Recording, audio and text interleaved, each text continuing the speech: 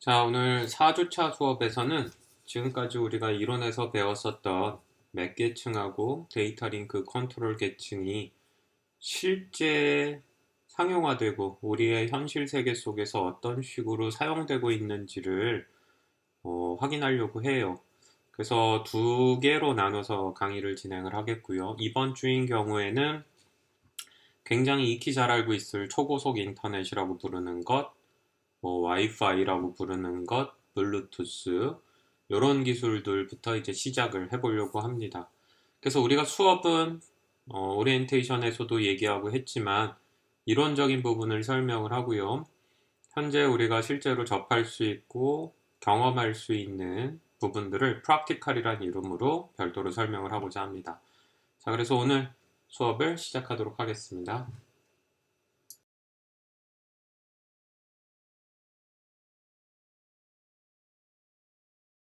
자, 첫 번째로는 이더넷을 살펴볼 겁니다. 이더넷은 이론 수업의 CSMA-CD를 상용화한 기술이고요. 통상 우리가 유선 이더넷, 초고속 인터넷 이런 식으로 얘기할 때 많이 쓰는 기술이에요. 두 번째로는 와이파이입니다. 와이파이란 단어 굉장히 많이 들어봤는데 와이파이는 원래 와이파이 얼라이언스라고 부르는 단체의 이름이에요.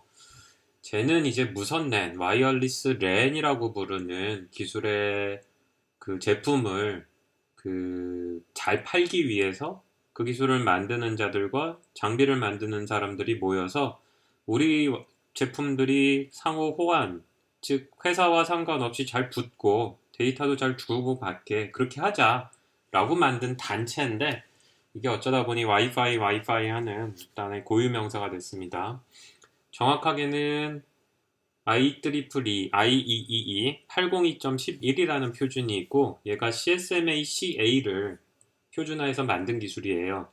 이 기술을 우리가 통상 와이어리스 로컬 에리어 네트워크 그래서 무선 랜 네트워크에서 쓰는데 여기에 해당하는 제품들을 만들고 프로모션하는 게 와이파이가 됩니다. 그래서 와이파이 얼라이언스의 와이파이인데 그래서 무선 랜 기술을 설명을 할 거고 그 다음에 키보드, 노트북, 마우스, 스피커, 기타 등등 많이 들어가는 블루투스 있죠? 블루투스인 경우에는 바이킹의 왕의 이름을 따왔다고 얘기하는데 스웨덴에 있는 에릭슨이라는 회사가 만든 기술이고요. 얘는 퍼스널 에리어 네트워크 중에 와이어리스 퍼스널 에리어 네트워크 혹은 의료 장비, 의료 제품의 와이어리스 바디 에리어 네트워크 이런 데서 많이 씁니다. 그래서 블루투스가 있고 블루투스 중에서 저전력으로 만들어서 그래서 이제 센서라든지 이런 정보들이 6개월, 1년 동안 배터리 하나 가지고 버틸 수 있게 만든 블루투스 로우 에너지가 있고요. 조금 생소할 텐데 로라완이라는 기술도 있어요. 이제 우리가 통상 돈을 내지 않는 기술이 있어요. 그러니까 이동통신인 경우에는 월 돈을 내는데 월정액을 내는 이유가 한 달마다 요금을 내는 이유가 국가에서 국민의 천연자원인 무선 주파수를 이동통신 사업자한테 빌려주는 거예요. 그래서 3세대, 4세대, 5세대 이동통신 시작할 때에 주파수를 빌려줍니다. 굉장히 비싸요. 그래서 거의 1조 가까이 들어가는 돈인데 그 돈을 통신사가 회수해야 되기 때문에 그 주파수 사용에 플러스 본인들이 설치한 장비 플러스 기타 등등의 수익을 합쳐서 돈을 받고요. 이런 게 이제 상업망이고 와이파이 블루투스 여러분들이 장비 샀을 때 블루투스 스피커 샀으니까 통신사에 돈 내고 그렇게 안 해요. 이런 애들은 비인가 제품 언라이센스 혹은 ISM 밴드라 그래서 인더스트리얼 사이언티픽 그 다음에 매뉴팩처링 용도 그러니까는 비영리 영리죠. 영리긴 한데 그 주파수가 누구나 쓰고 싶으면 써라 라고 이게 정해져 있는 게 있어요. 요 대목에서 이 얘기를 하는 이유는 와이파이는 로컬 에리어 그러니까 이제 수십 미터 정도고 블루투스는 수미터 로라는 최대 10km까지 쏠 수 있으면서 통신 사업자에게 돈을 안 내도 되는 기술입니다. 그래서 로라완이 조금 생소할지 모르겠는데 최근에 회사들에서 많이 쓰기 시작했어요. 정부 지자체도 뉴스기사 치면 나오는데 이런 것들에 대한 설명을 진행하려고 해요. 파트 2는 다음 주에 벌어질 파트 2는 주로 이동통신에 대한 얘기를 설명하도록 하겠습니다. 자, 그럼 오늘 파트 1 시작하도록 하죠.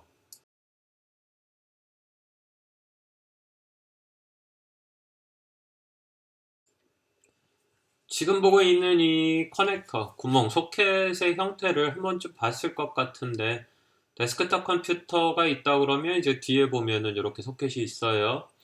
노트북이라 그러면 과거에 좀 올드한 버전들은 이렇게 돼 있고, 최근의 버전인 경우에는 이제 USB 커넥터를 주로 쓰게 되기 때문에 보기가 힘들죠.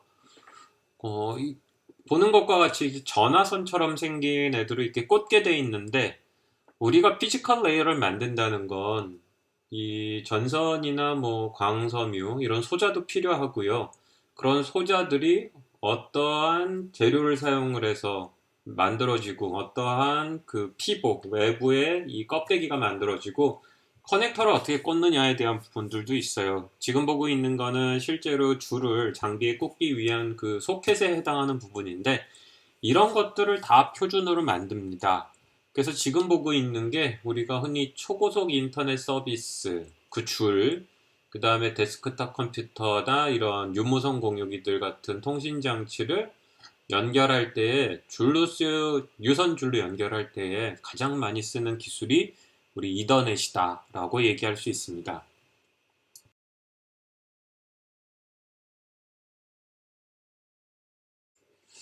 이더넷은 되게 재밌는 기술이에요.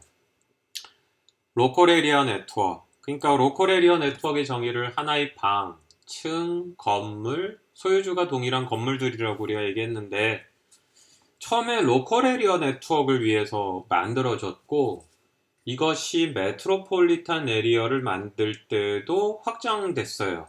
똑같은 기술인데 그렇게 쓰였고 와이드 에리어 네트워크, 랜과 랜을 연결하거나 맨과 맨을 연결하는 수백 킬로미터를 연결하는 곳에서도 와이드 에리어 네트워크에서도 이 이더넷이 사용됩니다. 그래서 이더넷은 처음엔 이더넷이란 기술이었고 그 기술은 로컬 에리어 네트워크의 하나의 기술로서 인정을 받았는데 최근엔 랜을 만들던, 맨을 만들던, 완을 만들던 이더넷으로 유선인 경우에 이더넷으로 하는 것이 일반화되고 있습니다. 이더넷은 원래 제록스라고 부르는 회사에서 만든 사적인 기술이었어요. 제록스는 뭐 들어본 사람이 있는지 모르겠지만 최근에 이제 프린터라든지 이제 인쇄 출력물을 하는 장치지만 굉장히 유명한 회사예요. 여기서 마우스도 만들었고 현재 여러분들이 그래픽 유저 인터페이스라고 부르는 이 윈도우 컨셉도 다 만든 그런 회사인데 이 회사에서 만든 사적인 기술이 1980년도에 만들어서 잘 썼어요. 이 회사가. 이것이 괜찮은데? 라는 인정을 받아서 1983년도에 IEEE라고 부르는 통상 IEEE라고 부르는 이제 국제 표준 단체에서 802라는 워킹 그룹의 3번 그룹에서 이 기술을 표준화합니다. 그래서 국제 표준이 됐고요. 이 이후로 전 세계에서 가장 많이 사용하는 유선 통신 기술로 자리매김을 합니다. 이 외에도 굉장히 많은 기술들이 존재했어요. 뭐 토크닝, FDDI, 아크넷 이런 기술들이 시간이 지남에 따라 모두 이더넷에게 점령당합니다. 이더넷은 기술적으로 높은 가치를 평가받지는 않아요, 사실. 뭐 이렇게 대단하게 하는 기술이 별로 없습니다. CSMA CD에 충실한 프레이밍을 한 다음에 그냥 메시지를 보내는 역할인데 왜 이렇게 됐느냐?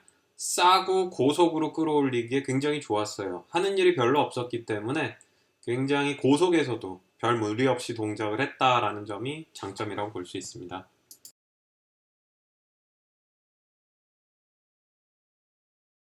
이더넷의 성공 이유를 굳이 우리가 논한다 그러면 어, OSI 7 레이어에서 주로 두 개의 레이어, 즉 피지컬 레이어하고 맥 레이어입니다. 데이터 링크 컨트롤에 상응하는 LLC가 있는데 별로 하는 일이 없어요. 그렇다 그러면 이더넷은 처음에 시작했을 땐 10 베이스 5라 그래가지고 10Mbps 를 지원을 했어요. 뭐 그전에는 2.9메가 뭐 이렇게 저속도 있긴 했지만 별 의미는 없었고요. 그런데 구리선, 전화선 이런 다양한 선들을 지나 광섬유 같은 굉장히 고속의 선을 쓸 수 있게 됨으로써 결국은 이더넷은 피지컬 레이어가 바뀌더라도 레이어 2인 맥 레이어가 안 바뀌어도 되는 그리고 맥 레이어가 굉장히 심플하기 때문에 디지털 프로세싱이라든지 이런 부하가 별로 필요 없었던 따라서 피지컬 레이어의 소재가 좋아져가지고 점점 고속화될 때에도 2계층은 별로 고칠 게 없는지라 단순한 형태로 유지됐었던, 따라서 2계층을 별로 고치지 않으니 어떻게 됩니까? 3계층은 밑에 있는 계층이 바뀌어도 별로 영향을 받지 않으니 그냥 가만히 있는데 속도가 올라가는 거에 효과를 이룰 수 있는, 결국은 소재의 힘이 굉장히 컸어요. 그래서 이더넷인 경우에는 뭐 구리 동선부터 시작을 해서 광 케이블까지도 지원을 할 수 있고요. 하지만 2계층은 거의 동일하게 유지가 되는 특징이 있습니다. 그래서 우리가 과거에 이 구리동선이라든지 이런 걸 사용을 하면은 뭐 2.9메가, 뭐 통상 10메가, 뭐 100메가 이랬었는데, 현재는 2017년도 표준에 따르면 400기가비트 per second까지 지원을 할 수 있고요. 점점 지원할 수 있는 속도가 향상되고 있다라고 우리가 설명할 수 있습니다.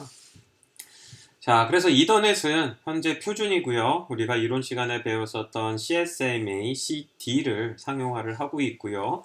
OSI 7 레이어에서는 피지컬 레이어하고 맥 레이어, 그리고 굉장히 얇은 데이터 링크 컨트롤 유사한 기능을 가지고 있다라고 볼 수 있습니다.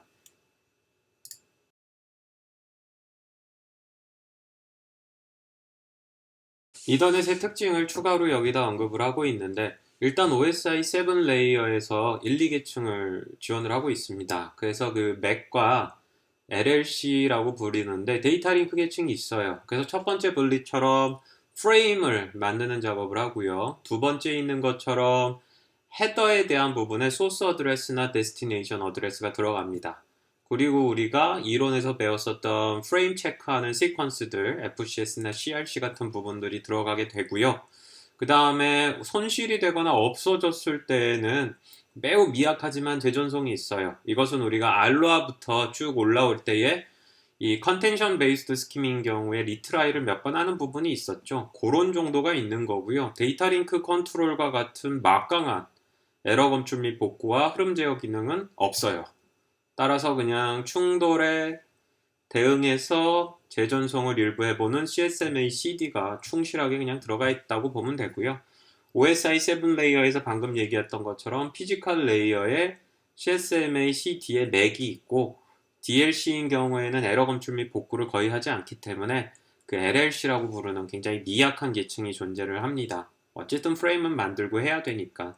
더불어서 앞쪽에서 설명을 했지만 이더넷은 피지컬 미디움이 바뀌더라도 그 프레임 형태라든지 이런 것들 기능이 거의 백워드 컴패터빌리티, 즉 과거부터 바뀐 게 없어요.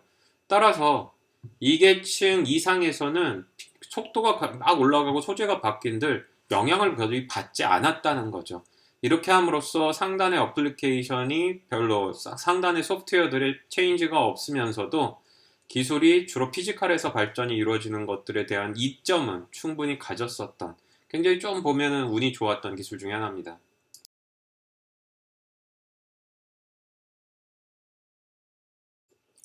지금 보고 있는 게 OSI 7 레이어에서 풀었을 때의 IEEE 표준화 단체의 802.3 표준들이에요. 지금 보면 왼쪽에 OSI하고 뭐 TCP/IP라고 되어 있는데 피지컬하고 데이터 링크가 있죠. 오른쪽을 보면 원래는 이더넷 말고도 다양한 기술이 있었어요. 이 IEEE 스탠다드에는 이더넷에 해당하는 피지컬과 맥도 있었고, 뭐 토큰링, 토큰 버스, 링하고 버스하고 토큰은 우리가 앞쪽에서 그 개념, 그 개론 부분에서 설명을 했었죠. 1주차 이런 데서. 따라서 다른 기술도 좀 존재했는데, 사실은 토큰링, 토큰 버스, 기타 등등의 기술이 거의 다 이더넷에 의해서 밀려났다고 볼 수 있고요. 피지컬에 해당하는 것은 이더넷 피지컬이 있고요. 데이터 링크에 해당하는 거에서 맥은 이더넷에 맥이 있고, 다시 얘기하지만 CSMA CD가 충실합니다. 데이터 링크 컨트롤은 미약해요.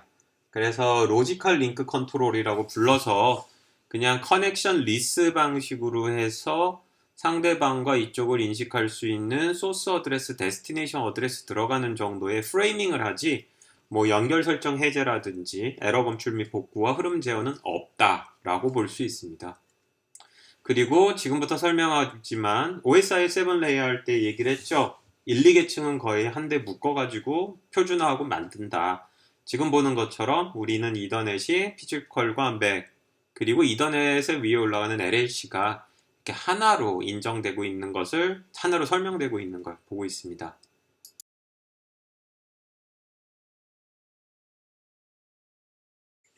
지금 보고 있는 게 IEEE 802.3 이더넷의 프레임 포맷이에요.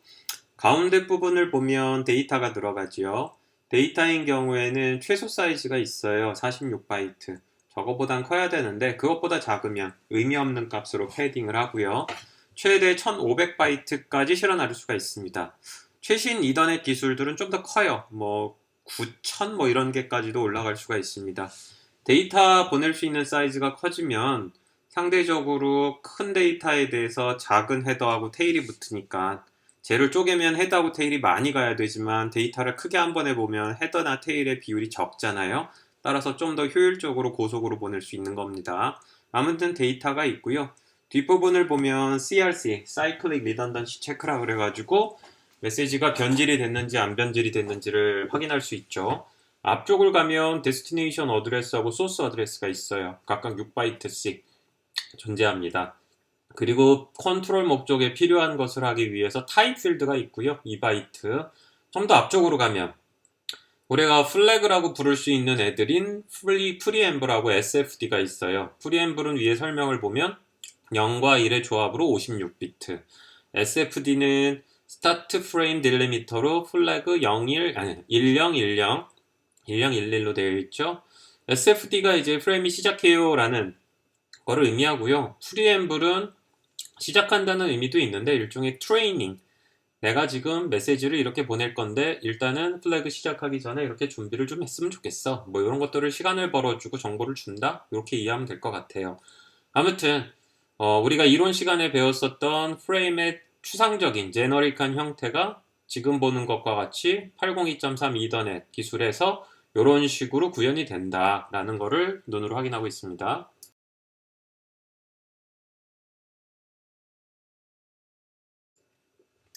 이더넷은 처음에 나왔을 때 버스 토폴로지를 많이 썼어요. 버스, 하나의 줄이 있으면 여러 개의 컴퓨터들이 탭이라고 했죠. 우리가 앞쪽에서 탭을 따가지고 연결이 된 거죠. 컨텐션 베이스드이기 때문에 고속으로 하기에는 문제가 있지만 최초의 컴퓨터들이 그렇게 데이터가 많지는 않았잖아요. 따라서 CSMA CD로 컨텐션을 느껴가면서 충돌 방식으로 했을 때 버스를 많이 썼고요. 장점은 지난번에 얘기했지만 네트워크 토폴로지 할 때 설명했지만 싸다는 거, 별도의 장비도 없고, 단점은 줄이 끊겨 나가든지 하게 되면 통신이 전부 두절되니까 불안했던 부분이 있죠. 아래는 스타 토폴로지가 나타난 트리 혹은 스타 토폴로지가 나타난 걸 볼 수 있어요. 저렇게 되면 줄을 컴퓨터 혼자 쓰기 때문에 속도가 굉장히 빠르죠. 문제는 허브예요. 허브가 고장이 나면 포인트 오브 페일러라고 불러서 허브가 고장이 나면 이제 통신이 전체가 두절되는 경우가 있고 가격도 허브가 들어가니까 조금 올라갈 수도 있죠. 과거에는 위쪽에 있는 버스 토폴로지를 사용을 했지만 점점 이 랜은 아래 있는 방식으로 왜냐하면 컴퓨터들이 뿜어내는 데이터가 많기 때문에 아래 있는 방향으로 갑니다. 그래서 고속화되고 소재가 광으로 되면서 사실은 CSMA CD를 할 이유도 없어졌어요. 충돌이 발생을 안 하니까. 그래서 최근에 이더넷 기술은 그냥 고속의 피지컬에 그냥 프레임 포맷을 만드는 2계층 정도로 변질이 되기는 했습니다. 아무튼 지금 보고 있는 거는 굉장히 전통적인 모델로서 버스 방식의 이더넷과 스타 토폴로지 방식의 허브를 사용하는 이더넷 구조를 보고 있습니다.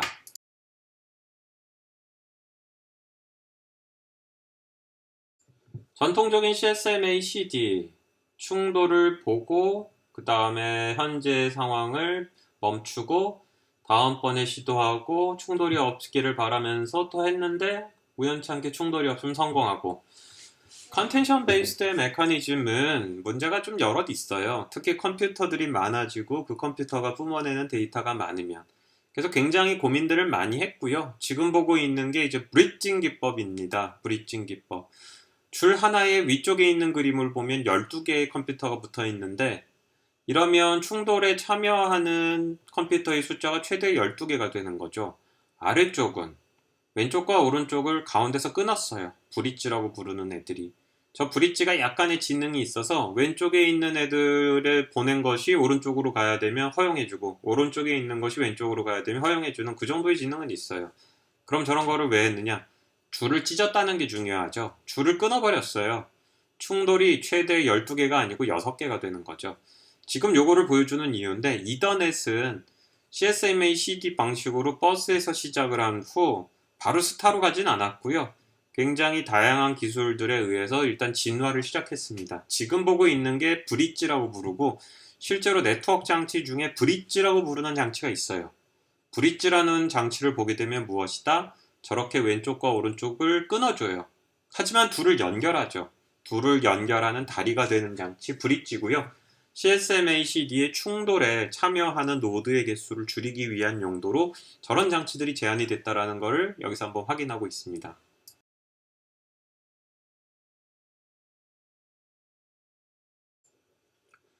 앞쪽에서 스타토폴로지에서 모든 컴퓨터가 한 줄로 연결이 됐지만 결국 저렇게 브릿지들이 나와서 줄들을 끄는 거였어요. 아래쪽을 보면 이제는 줄 하나에 3개씩 들어가 있는 걸 볼 수가 있죠. 결국 저러다가 이제 컴퓨터 하나마다 다 이제 꽂히게 되게 되는 거고, 그러면 이제 저 브릿지는 모든 컴퓨터마다 줄을 하나씩 갖게 되면 허브 혹은 스위치 이런 이름으로 스타토폴로지 혹은 트리토폴로지가 되죠.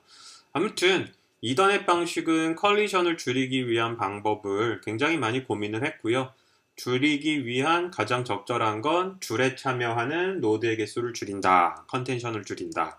그래서 줄에 붙어 있는 수를 줄여보자 라는 겁니다. 그래서 일종의 버스와 트리토폴로지 혹은 스타토폴로지 하이브리딩 기법이 결과론적으로 만들어진다 라고 할 수 있습니다. 버스가 반드시 안 써야 될 기술은 아니에요. 버스라는 것도 저가로 데이터 양이 적은 근거리에 있는 컴퓨터를 연결할 때는 훌륭한 기술입니다.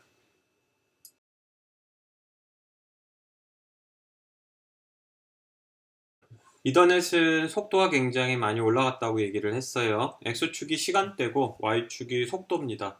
로그 분포로 보였기 때문에 상대적인 숫자 차이가 크게 안 보일 수도 있는데 1980년대에 결국은 10메가 이더넷이 표준화가 돼요. 현재는 뭐 10메가 그럼 너무 느리다고 보겠지만 그 당시엔 굉장했어요. 그리고 이 기술은 점차 발전해서 10배 단위로 일단 올랐으니 100메가, 1기가, 10기가까지는 점프를 합니다. 하지만 10기가에서 100기가로 갈 때에는 사회적 수요와 기술적 한계가 좀 있었어요. 그래서 일단은 40기가를 찍었고 100기가로 간 후 현재 400기가 이더넷이 최고 높은 속도의 이더넷으로 자리매김하고 있습니다. 뭐 400기가 정도 되는 이더넷 누가 쓰느냐고 물으면 서버들 연결할 때 많이 써요. 서버들 연결할 때.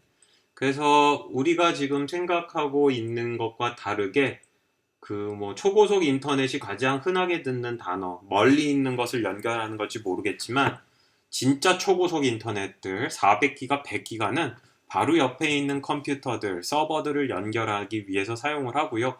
저 정도 사용하면 CPU가 느리기 때문에 네트워크에서의 성능이 저하가 되거나 네트워크에서 손실이 발생하는 부분은 거의 없다라고 이제 볼 수 있습니다.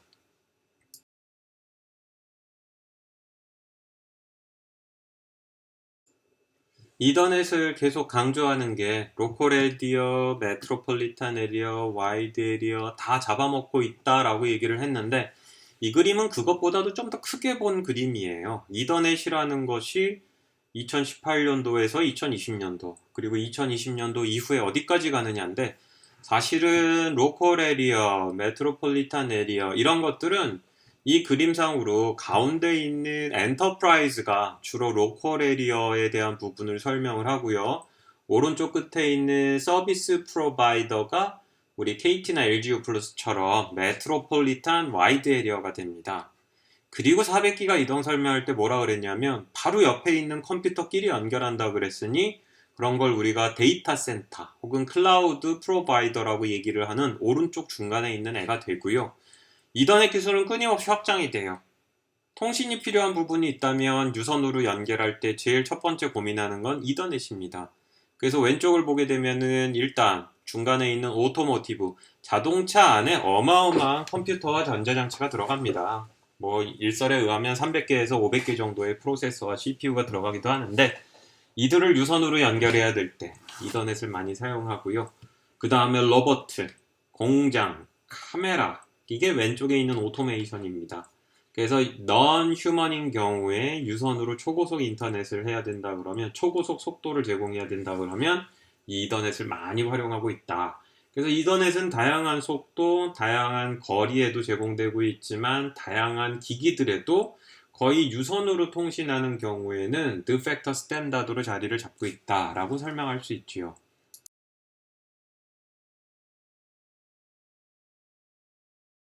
우리가 이런 시간에 교과서적인 얘기로 CSMA CD를 언급을 하고 그것을 이더넷이 구현했다고 하지만 그렇게 단순하진 않아요.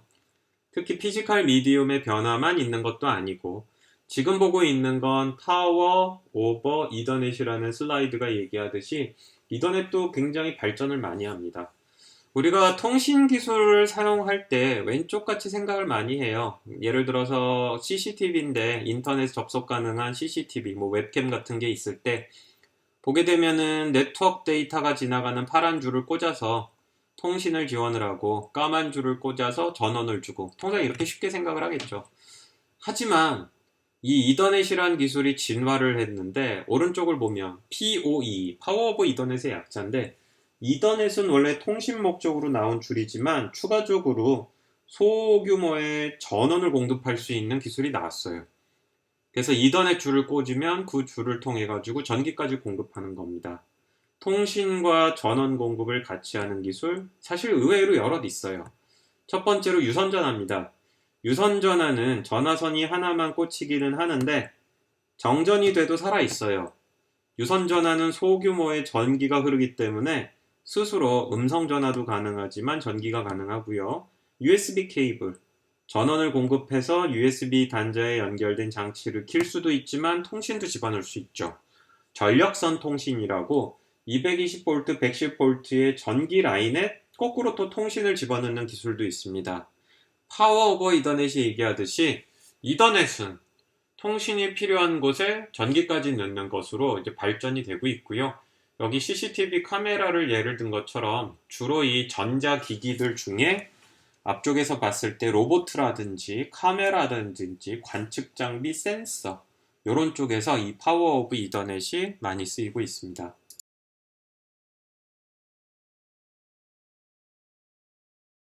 다음은 GPS입니다. GPS인데 시간이에요. 시간. GPS는 우리가 흔히 위치에 대한 정보를 얘기하지만 GPS의 가장 중요한 또 기능 중에 하나는 시간값입니다. 전 세계가 동일한 시간으로 움직이게 하는 거죠. 문제는 이 시간을 맞추는 게 상당히 어려운 기술이에요. 우리가 통상 인터넷에 접속을 자주 하니까 인터넷을 통해 가지고 컴퓨터들의 시간을 맞추는 건 봤는데 그 정도의 정확도가 아니고 로봇들이 째깍째깍 움직일 때 그 로봇들이 굉장히 빠른 시간 안에 하는 것들이 동기화라고 얘기하죠. 이 시간에 맞춰서 움직여야 될 때 우리는 거의 GPS 수준의 시간이 필요합니다. 정확도가. 하지만 GPS는 천정을 뚫고 들어올 수 없어요. 하늘을 봐야지만, 위성을 봐야지만 되는 기술이기 때문에 GPS 신호를 네트워크 장치, 특별히 이더넷을 통해서 빠르게 전달을 해서 멀리 떨어져 있는 장치에게 시간을 보내지만 매우 빨리 전달을 해서 우리가 GPS 레벨의 시간을 맞출 수 있게 하는 기술이 여기 있는 IEEE의 1588입니다. 이렇게 하기 위해서 어딘가에서 그림의 왼쪽 끝에 있는 것처럼 위성에서 GPS 신호를 받는 장치가 필요하고요. 이 GPS 신호를 굉장히 빠르게 1, 2계층에서 순식간에 장치들에게 뿌려립니다. 그래서 중간에 그 GPS 레벨의 1588을 지원하라는 통신 장치가 있고 이 1588을 지원하는 통신 장치들이 연결이 되면 너무 많은 통신 장치들을 뛰어넘어서도 시간을 맞출 수는 없지만 대충 공장 안에 있는 로봇들은 GPS 수준에 맞는 동기화를 할 수 있어요.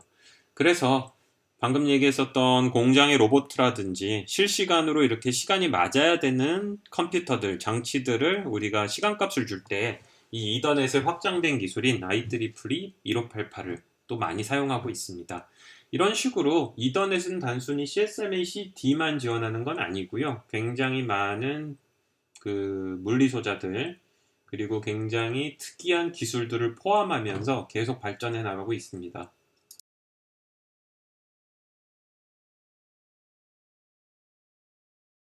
자, 다음에 설명할 거는 뭐 와이파이, 무선랜 이렇게 많이 알려져 있죠. 다시 얘기하지만 무선랜이란 로컬 에리어 네트워크를 와이어리스 기술로 하는 기술의 군을 얘기하고, 와이파이는 IEEE라는 표준화 단체가 만든 802.11 표준 기술에 기반한 제품들 혹은 소프트웨어들, 하드웨어들, 이들 간의 상호 운연성, 인터오퍼러빌리티라고 그러죠. 그래서 IEEE 802.11을 지원하는 제품들이 잘 팔리기를 바래요 하는 단체예요. 와이파이 얼라이언스라고 부르는 단체들이 여럿 있어요. 그래서 이 와이파이 얼라이언스가 있었는데, 얼라이언스가 하는 게 주로 프로모션이니까 스티커를 만들었죠. 점 하나 찍혀가지고 위로 올라갈수록 퍼지고 이런 것들.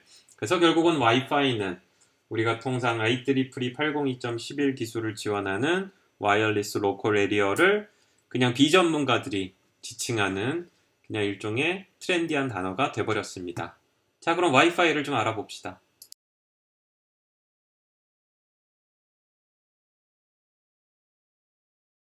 와이파이 로고 많이 봤죠? 요 로고. 왼쪽에 Y, 오른쪽에 Phi, Alliance. 말 그대로 얼라이언스예요. 그리고 트레이드 마크라고 되어 있는 것처럼 프로모션을 하기 위해서 여기서 등록을 한 상표입니다. 와이파이 얼라이언스는 앞서 얘기했던 것처럼 IEEE 802.11 표준화 802.11 표준 기술을 가지고 제품과 서비스를 해서 수익을 창출하고자 하는 집단들이 주로 만들었었고요.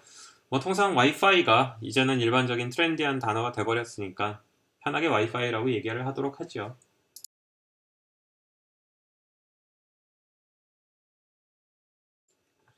와이파이 표준은 802.11이라고 부르는 표준 규격을 따릅니다. 앞서 이더넷과 동일하게 피지컬 레이어가 있고요, 맥 레이어가 있어요. 데이터 링크 레이어에 해당하는 에러 검출 및 복구는 없고요. LLC, 가벼운 애가 올라가는 건 이더넷과 유사합니다. 따라서 무선랜을 사용하는 경우에는 안전성이 보장이 안 된다라고 우리가 얘기를 할 수가 있어요. 무선인 경우에는 출력 파워라든지 그 전파적 특성으로 인해서 거리가 정해질 수밖에 없습니다. 얘는 로컬 에리어를 무선으로 지원하는 기술이 되겠고요.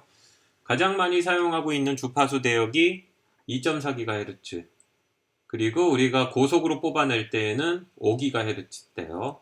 초고속으로 뽑아내지만 거리적으로 굉장히 근거리에 있어야 되는 경우 60GHz의 무선랜들이 존재를 해요.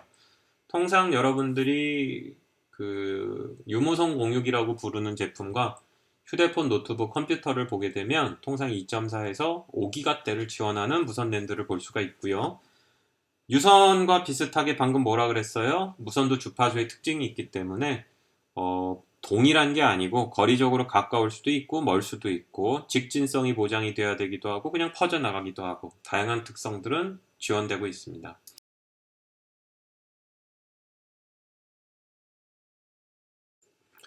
앞쪽에서 언급한 것처럼 무선랜은 참 많이 사용이 돼요. 그래서 우리가 뭐 노트북이라든지 기타 장치들 안 쓰는 곳이 없죠. 그래서 무선랜하고 블루투스는, 그러니까 IEEE 802.11과 이후 설명할 블루투스는 사실 수많은 사람들이 많이 얘기합니다. 뭐 10년이 지나도 20년이 지나도 한 30년까지는 계속 발전해서 쓰지 않겠느냐, 그런 얘기들을 하고 있고요. 앞쪽에서 얘기한 것처럼 IEEE에서 표준화 단체에서 만든 표준입니다. 1997년에 그 최초 표준이 나왔었어요. 그 현재 시간으로 본다 그러면 한 24년. 그 이후로 뭐 주파수라든지 일부 기능에 대한 부분들이 계속 추가가 됐고요. 이더넷이 GSMA CD에서 시작을 했지만 뭐 1588이라든지 파워 오브 이더넷 기타 등등이 들어간 것처럼 802.11도 주파수만 바뀐 건 아니고요. 뭐 예를 들어서 보이스 오브 IP라 그래서 무선랜이 컨텐션 베이스드 방식이라 품질을 보장하는 음성 전화 같은 건 매우 힘들지만 이런 거를 지원을 할 수 있는 뭐 퀄리티 오브 서비스라든지 이런 부분들도 이후에 추가가 됩니다. 더불어서 전파적 특성을 반영을 해서 맥 레이어가 개선이 되고 기능이 추가되는 이런 작업들도 이더넷과는 달리 많이 이루어지고 있기 때문에 관심 있게 지켜볼 근거리 무선통신 기술이다라고 얘기할 수 있습니다.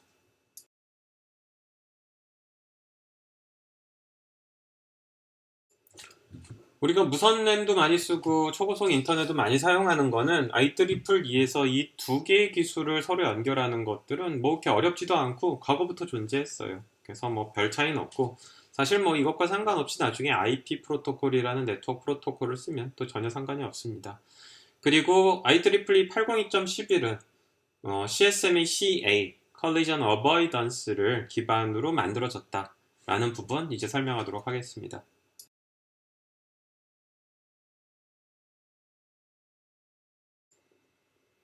통상 왼쪽에 있는 것이 이제 스위치를 사용한 유선 랜이라면 오른쪽이 가장 기본적인 단위의 와이어리스 네트워크입니다. 애드학이라고 부르는데 예를 들어 노트북이 4대가 존재를 해요, 호스트가. 하지만 왼쪽에 있는 스위치와 같이 중간에 어떤 장치가 오른쪽에 있는 애드학에는 없는 걸 볼 수 있습니다.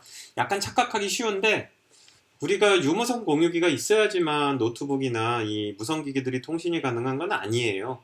무선 통신기기들은 이 애드학이라는 모드, 근거리에 있는 애들은 본인들이 보낸 주파수들을 서로가 들어서 별도의 장치 없이 통신하는 게 가장 기본적인 형태입니다. 이게 애드학이라고 부르고요. 이 애드학이라는 단어는 반드시 좀 기억하십시오. 많이 쓰게 됩니다. 따라서 우리가 예를 들어 드론들이 군집 비행을 한다. 즉 드론이 여러 대가 떠 있어요. 거기 유무선 공유기가 같이 뜨지 않습니다. 드론들끼리 통신하는 거죠. 이런 것들을 통상 애드학 네트워킹이라고 얘기하고요. 요 버케블러리 그리고 개념 반드시 이해할 수 있도록 합니다. 이것이 이제 IEEE 802.11 와이파이에서 가장 기초적인 토폴로지라고 볼 수 있습니다.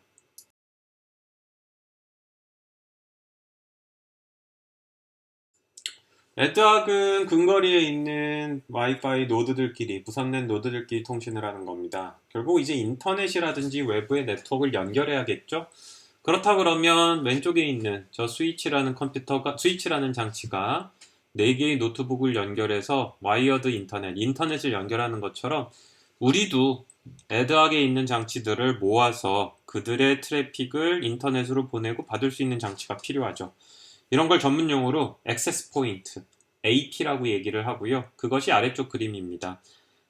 액세스하는 포인트예요. 액세스하는 대상이 뭐냐? 인프라스트럭처 혹은 우리가 쉽게 얘기하면 인터넷인 거죠.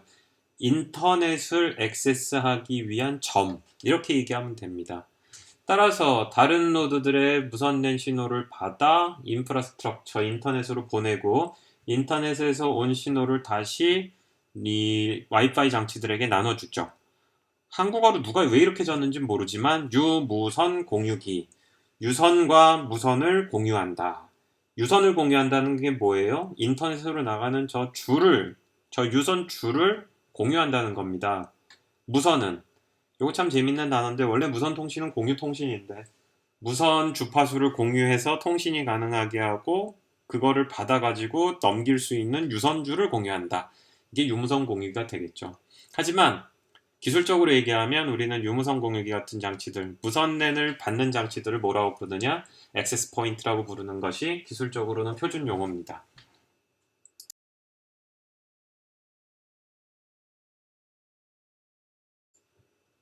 이더넷처럼 무선랜도 굉장히 다양한 무선 기술들을 제공을 해요.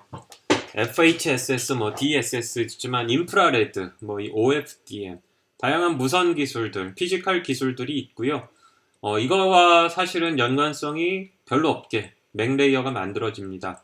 일단 802.11에서 지원을 하는 이 Distributed Coordination Function, DCF는 CSMA-CA라고 생각하면 돼요. CSMA-CA, 어떠한 대장도 존재하지 않고 각자가 동일한 능력을 가져서 충돌 방식으로 동작을 하는 거죠. 그래서 DCF가 있고요. 그래서 DCF까지 올라가면 CSMA-CA가 되는구나 라는 걸 알 수 있습니다. 근데 앞쪽에서 우리가 유무선 공유기나 액세스 포인트를 설명할 때 뭐라 그랬느냐? 인터넷으로부터 오는 트래픽을 받아서 무선 노드들에게 준다 그랬어요. 또 음성 전화를 이 컨텐션 방식인 무선랜에서 할 수 있기도 하다라고 얘기했습니다. 즉 유선에서 온 것들을 너무 늦지 않게 무선 장치들에게 주고 이것이 비록 컨텐션 베이스드지만 그래도 필요시에는 누군가가 컨트롤드 방식으로 하고 싶을 때 우리는 소프트웨어적으로 포인트 코디네이션 펑션 PCF를 올립니다. 따라서 노트북 중에 한 대라도 이 PCF 소프트웨어가 돌아간다면 걔는 사실 유무선 공유기 같은 역할을 하는 거고요. 우리가 통상 얘기하는 유무선 공유기도 이 PCF들이 올라가게 됩니다. 그래서 그 위에 줄을 따라가면 DCF 위로는 빨간색으로 컨텐션 서비스, 그냥 충돌하는 거야 라고 하지만 PCF 위에서는 컨텐션 프리 서비스라고 되어 있죠. 말 그대로 해석하면 안 돼요. 컨텐션이 없다가 아니고 컨텐션이 없도록 최대한 노력을 하니 우리가 앞쪽에서 컨트롤 베이스드 액세스라고 하는 스킴을 배웠습니다. 폴링도 있고 뭐 리저베이션 기타 등등이 있었죠. 그런 스킴들을 소프트웨어적으로 구현하는 것, 이게 PCF가 되고요. 지금 보고 있는 것과 같이 저 PCF를 통해서 예를 들어 유무선 공유기가 이 서비스들은 컨텐션을 피해서 조금 뭐 일찍 안정적으로 가고 싶어, 이런 스케줄링이라든지 이런 작업들을 할 수 있다는 거죠.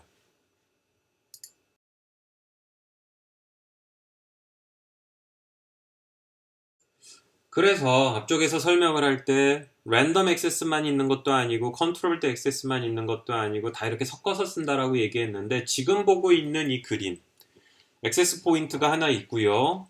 홀드 스테이션이 있고 다른 또 스테이션들이 있을 때 보게 되면 액세스 포인트가 일단 B라고 되어 있는 비콘이라는 거를 전송을 해요. 이 비콘은 모두 다 들어랍니다.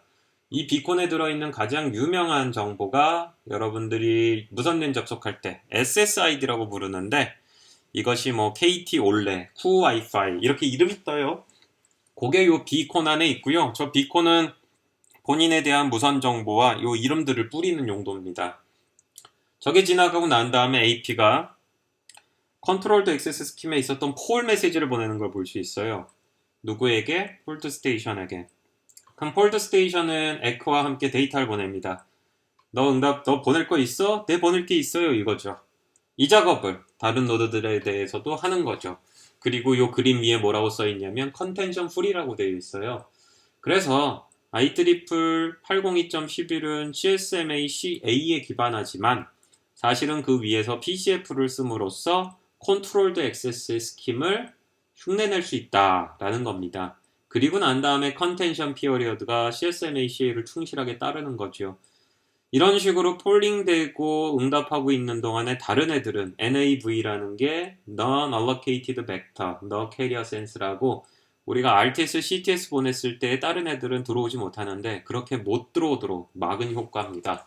그래서 딱 하나의 기술만 쓰는 건 아니에요. 지금 보는 것처럼 CSMA, CA에 충실한 컨리전 베이스드의 동작을 밑에 깔았지만 소프트웨어적으로 PCF를 올리고 컨트롤드 액세스 스킴도 쓰고 이 경우에 폴딩 메커니즘을 구동하는 것들도 우리가 실제 제품, 실제 상용 기술인 802.11을 통해서 느낄 수 있다는 겁니다.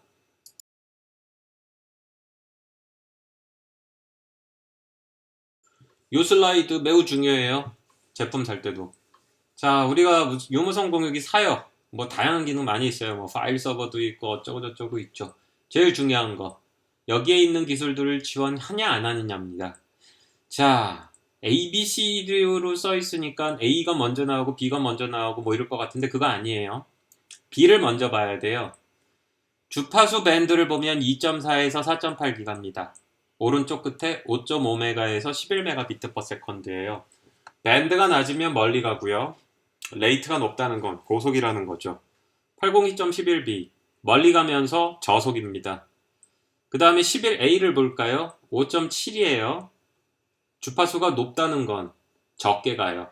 집이 크다면 802.11b 주파수는 잡혀도 A는 안 잡힐 수 있어요. 오른쪽으로 갑시다. 최대 속도 54메가비트/세컨드. 속도 확실히 빨라졌죠. 장단이 있어요. G가 있어요. 11G. 2.4예요. 넓게 퍼지네요. 속도가 54입니다. 오, 괜찮죠? 장단은 또 있으나 설명하지 않겠습니다. 11N. 5.7이에요. 주파수는 높네요. 속도가 600메가입니다. 이후에 802.11AC 이런 것들이 나오는데 1기가대를 뚫어요. 결국 무슨 얘기입니까? 무선랜도 피지컬이 달라져요. 그 피지컬이 달라진 건 전파적 특성도 있고 속도하고도 연관됩니다. 따라서 무선 랜도 이런 식으로 피지컬 레이어 기술이 발전이 되고요. 그거에 맞춰서 속도와 그 전파적인 특성에 의한 거리들이 다양해지니까 제품 살 때 무조건 싸다고 좋아하지 말고 이런 기술에 대해서 어렴풋이 안다 그러면 본인이 필요로 한 제품 제대로 살 수 있을 겁니다.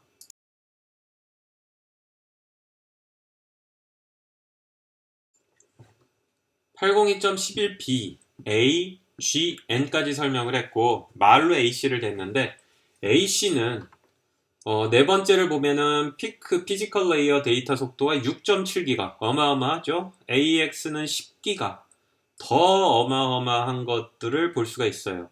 하지만 프리퀀시가 위로 올라갈수록 어떻다? 거리가 짧아집니다. AX만 하더라도 굉장히 그 짧은 거리를 지원을 해야 될 기술들도 나오고 있고요.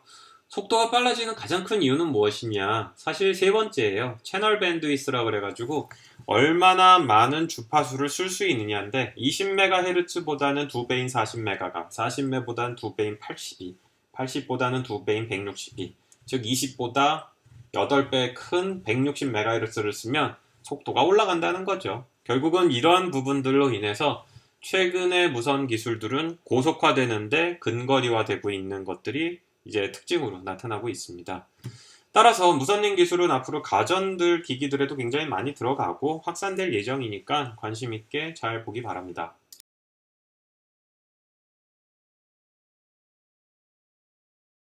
다음으로 이더넷 와이파이에 이어서 많이 사용하고 있는 블루투스에 대해서 설명을 하고자 합니다. 블루투스는 이제 크게 두 가지로 나눌 수가 있어요. 여러분들이 헤드셋, 이어폰, 블루투스 스피커 통상 특징이 뭡니까? 이게 컨티뉴어스하게 계속 어떤 정보가 전달이 되는 거예요. 이게 통상적인 블루투스고 다음에 설명할 블루투스 로우 에너지는 약간 좀 다른 겁니다. 일단 블루투스에 대해서 설명을 하도록 하지요.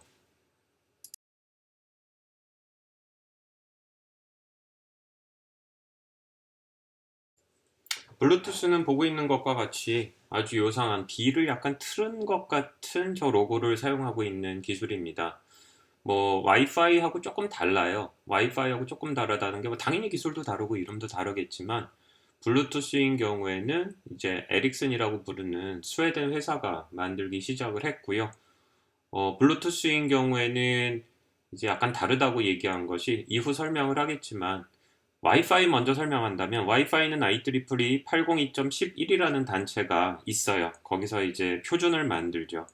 프로덕을 만드는 것은 이제 와이파이 얼라이언스 쪽이라고 얘기할 수 있는데 요 블루투스는 뒤에도 나오는 이제 시그 그룹이라는 그룹이 있고 사실상의 표준과 프로모션 이 모든 것을 한 곳에서 처리를 합니다. 어떻게 보면 그렇기 때문에 시장의 니즈를 굉장히 빠르게 맞추고 있다라고도 설명할 수 있죠.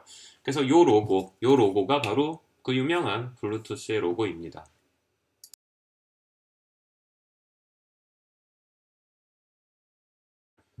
블루투스는 와이파이하고 비슷한 특징이 하나 또 있기는 해요. 같은 무선 주파수 대역을 사용합니다. 그렇다 그래서 와이파이가 굉장히 많이 제공하는 것을 다 같이 쓰는 건 아니고요. 우리가 와이파이 설명을 할 때 중점적으로 설명했던 주파수 대역이 2.4기가였어요. 그리고 이게 ISM, Industrial, Science, 그 다음에 이제 Manufacturing, 비인가 주파수, 돈을 내지 않는다 이렇게 얘기했는데 따라서 누구나 쓸 수 있게 열어둔 이 주파수대요. 와이파이도 쓰는데 블루투스도 씁니다. 그래서 우리가 흔하게 와이파이 장비가 많고 블루투스 장비가 많은 환경이 되면 블루투스가 이게 뜨문뜨문 끊기는 현상이 발생하는데 이게 서로 간섭을 줘서 그래요. 와이파이보다 블루투스가 이런 부분에 있어서는 좀 더 취약합니다. 그래서 블루투스는 ISM 밴드의 2.4기가 주파수를 쓴다는 특징은 이제 와이파이하고 같고요. 대신 와이파이는 뭐 5기가, 60기가 많았는데 그렇게까지는 가지 않아요. 그 블루투스는 여기 RS232C라고 쓰여져 있는데 원래 RS232C가 유선 케이블이에요. 되게 이제 키보드, 마우스 이런 거를 유선으로 컴퓨터 연결할 때 쓰거나 그랬던 건데 통상적으로 장치와 장치를 컴퓨터 장치 두 개를 연결을 해서 0과 1이 쭉 끊임없이 흘러가는 그 줄, 줄을 대체하기 위한 용도로 나왔다라고 보면 되고요. 끊임없이 흘러간다라는 얘기가 오디오 정보로 간다 그러면 자연스럽게 헤드셋이라든지 스피커 이런 것들이 왜 블루투스를 쓰는지 이해할 수 있죠.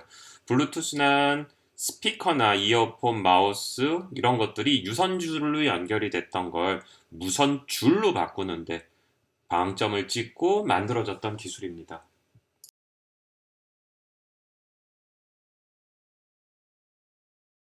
블루투스는 좀 특징이 있다고 아까 얘기를 했고, 와이파이는 표준은 IEEE, 마케팅이나 프로모션은 인터오퍼러빌리티는 이제 와이파이 얼라이언스라고 얘기했는데, 이게 합쳐져 있다고 얘기했어요. 그거를 설명하는 슬라이드입니다. 블루투스는 스페셜 인터레스트 그룹, SIG, 시그 그룹이라고 얘기를 하는데, 블루투스 시그 그룹이라는 곳에서 표준화 기술을 하고 있습니다. 3만 개 이상의 텔레콤, 컴퓨터, 네트워킹, 기타 가전기기 회사들이 들어있고요. 가입하는 회사의 수는 점점 늘고 있어요. 원래 표준을 여기서 만들었던 건 아닌데 무선랜이나 이더넷과 마찬가지로 IEEE 산하의 802.15.1 그룹에서 블루투스를 만들었었어요, 표준을. 그런데 이 표준을 IEEE에서 빼서 SIG에서 만들고 개선하는 것으로 바뀝니다. 그리고 와이파이 얼라이언스가 했었던 역할까지 같이 하고 있으니 슬라이드의 맨 아래에 있는 것처럼 이런 제품들에 대한 프로모션이라든지 인터오퍼러빌리티 혹은 페이턴트, 특허에 대한 관리 등등을 모두 다 한 곳에서 합니다. 그래서 와이파이는 표준을 만드는 곳과 그 다음에 제품을 프로모션하고 상호 연동성을 강화하는 쪽이 찢어져 있지만 블루투스는 한 곳에서 표준도 만들고 개선하고 인터오퍼러빌리티도 지원을 하고 그 다음에 프로모션도 하기 때문에 어떻게 보면 굉장히 일사불란하고 빠르게 시장에 대응한다라고 볼 수 있어요.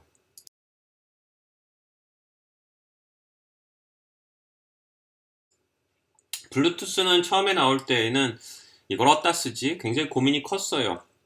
원래 타겟했었던 유선줄을 바꾸니까 키보드, 마우스 이런 부분들에 쓰였죠. 근데 이 급성장을 하는데 영향을 줬던 거는 오디오였습니다. 헤드셋이 이렇게 커져 버릴 줄은 몰랐어요. 헤드셋이 터진 이후 다음에 터졌던 건 블루투스 스피커죠. 어마어마한 시장을 확보했는데 이 대목에서 이 얘기를 하는 이유. 처음에는 키보드나 마우스 같이 저속의 유선줄을 바꾸려고 했기 때문에 말 그대로 저속이었어요. 블루투스는 버전이 바뀌면서 속도가 굉장히 개선이 됐는데 처음에는 768kbps 정도를 지원했다가 메가비트/세컨드로 올라갔고요. 수십 메가비트/세컨드를 지원하는 방향으로 발전하고 있습니다. 그래서 과거의 블루투스 헤드셋 이어폰의 음질보다 최근에 만들어지고 있는 것들이 굉장히 음질이 좋은 걸 알 수 있고요. 텔레비전이라든지 이런 데서 굉장히 좋은 화질에 걸맞는 굉장히 좋은 음질을 제공할 때에 블루투스를 사용할 수 있는 이유도 이런 맥락이라고 우리가 볼 수 있습니다. 블루투스는 끊임없이 발전하고 있고요. 속도도 좋아지고 거리도 좋아지고 기타 등등의 개선이 이루어지고 있는 것은 와이파이라든지 기타 이더넷과 동일하다고 볼 수 있습니다.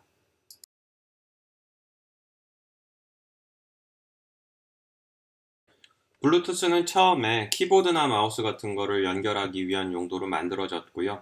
그래서 이 그림에 보면 피지컬 레이어인 블루투스 라디오, 그 다음에 베이스밴드가 있고 이 계층에 해당하는 LMP라든지 L2캡이라든지 이런 기능이 있습니다. 이 그림에서 의미하는 거는 일단 오른쪽 끝으로 가보면 오디오가 있어요. 그리고 줄이 어디서 빠지냐면 바로 베이스밴드라고 부르는데 베이스밴드는 피지컬 레이어의 상단이라고 보면 됩니다.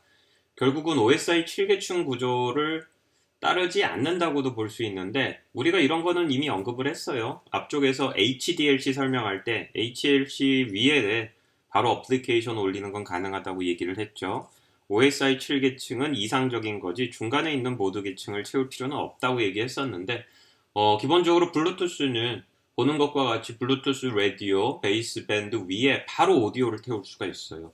이렇게 함으로써 우리가 끊임없이 가야 되는 컨티뉴어스한 음성이나 음악 정보들을 보내는 것이 가능하고요. 더불어서 왼쪽 상단을 보면은 WAP라고 되어 있는데 조금 내려가 보면 TCP, UDP가 있고 IP가 있어요. 그리고 PPP가 있죠. 우리가 앞쪽에서 배웠었던 한 줄에 IP 통신을 하기 위해 썼던 PPP가 있고요. 그 밑에는 RF-COM, L2 캡이 있고 베이스밴드 위에 올라가 있는데 저렇게 스택을 쌓으면 블루투스 위에서 IP 통신이 가능한 겁니다. 그래서 우리가 블루투스에서 IP로 통신하는 경우가 그렇게 많지 일반화되지는 않았는데 블루투스를 통해 가지고 저런 식으로 인터넷 서비스가 올라가는 것도 충분히 가능합니다.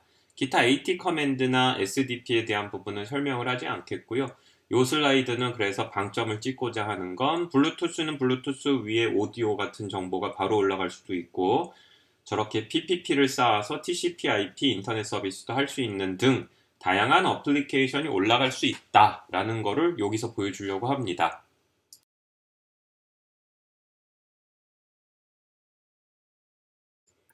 블루투스는 결국 시장의 니즈를 봤을 때 이 오디오가 굉장히 성공적인 역할을 하는 인자가 됐고요.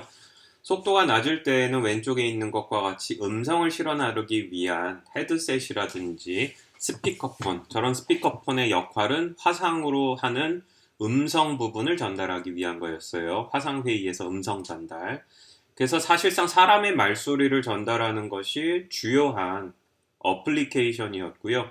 이후로는 오른쪽과 같이 오디오 정보, 하이파이 돌비 스테레오를 실어 나르기 위한 고속의 하이 퀄리티의 음악을 실어 나르는 용도로 시장이 급성장됩니다.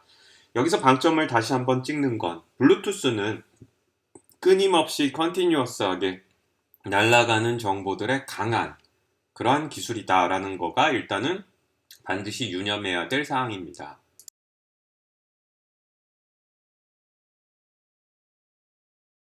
다음으로 설명할 기술은 블루투스 로우 에너지, 통상 BLE, BT 스마트 이런 식으로 불리우는 기술인데 이름이 얘기하는 것처럼 로우 에너지, 에너지를 적게 쓴다에 방점을 찍고 있습니다.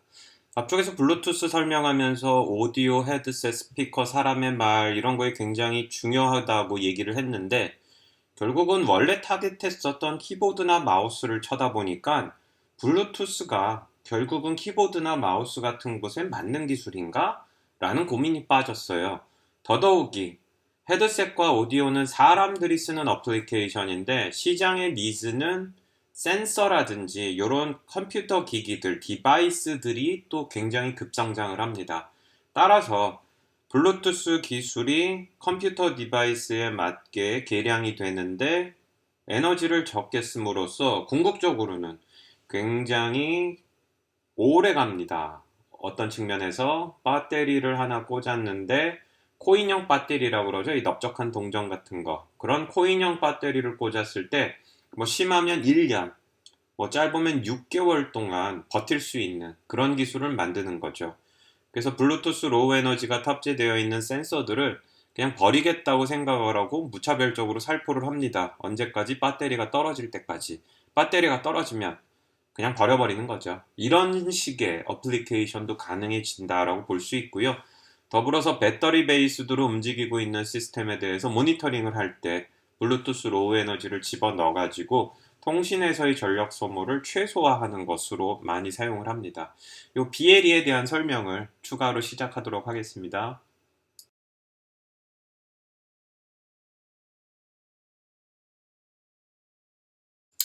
왼쪽이 클래시컬한 블루투스 테크놀로지인데 클래시컬하다고 얘기한 게 앞쪽에서 설명했던 그냥 블루투스예요. 오른쪽은 로우 에너지입니다. 위에서 아래로 내려가다 보면 가장 큰 특징이 나타나는 곳은 결국 쭉 내려갔을 때 보이스 캐퍼빌리티가 있어요. 음성을 지원할 수 있느냐. 블루투스는 계속 헤드셋과 오디오를 방점을 찍은 이유로 yes지만 오른쪽을 보면 블루투스 로우 에너지는 no입니다. 블루투스 로우 에너지는 음성이라든지 사람의 트래픽을 보내는 그런 용도는 아니에요. 드문드문 간헐적으로 발생하는 그런 트래픽을 보내기 위함입니다. 제일 중요한 게 조금 밑에 내려오면 파워 컨섬션이 있고요. 클래시컬한 블루투스 기술을 1이라고 했을 때 로우 에너지 버전은 0.01 혹은 0.5입니다. 굉장히 작죠. 즉 뜨문뜨문 날아가는 데이터를 보내는데 맞으면서 뜨문뜨문 보내기 위해 전력을 최소화한 겁니다. 이런 식으로 동작을 하는 것이 블루투스 로우 에너지고요. 하는 일이 뜨문뜨문 데이터를 보내는 거기 때문에 복잡한 기능을 대개 제거했어요. 그래서 아이러니하지만 위쪽에 올라가면 레이턴시가 있어요. 메시지를 보낼 때 걸리는 시간인데 블루투스 기술은 100ms인데 블루투스 로우 에너지는 6ms. 이유는 왜 그러느냐? 복잡한 걸 하지 않기 때문에 연결 설정이라든지 기타 등등의 작업이 굉장히 빨라요. 따라서 뜨문뜨문 가는 데이터를 최소한의 전력을 유지하면서 보낼 수 있도록 하면서 빠르게 보낼 수 있다는 셈이죠. 따라서 아래쪽에 내려가서 유스 케이스를 보면 왼쪽에 당연히 뭐 블루투스도 뭐 핸드셋, 게이밍 디바이스, 오디오 뭐 쓸 수 있어요. 컴퓨터, 마우스, 스피커 쓸 수 있는데 오른쪽을 보시면 헤드셋 부분은 제거가 됐어요. 그런 컨티뉴어스한 건 아닙니다. 하지만 뜨문뜨문 정보가 가야 되는 피트니스라든지 스포츠, 헬스케어라든지 시큐리티, 오토모티브, 기타 등등의 홈 일렉트로닉스, 뭐죠? 도어락 이런 것까지도 되는 거예요. 기타 등등의 컴퓨터가 들어가는 조그마한 장치들, 가전장치들, 센서들 이런 데를 타깃으로 만들어진 기술이 블루투스 로우 에너지, 통상 BLE, BT 스마트라고 볼 수 있습니다.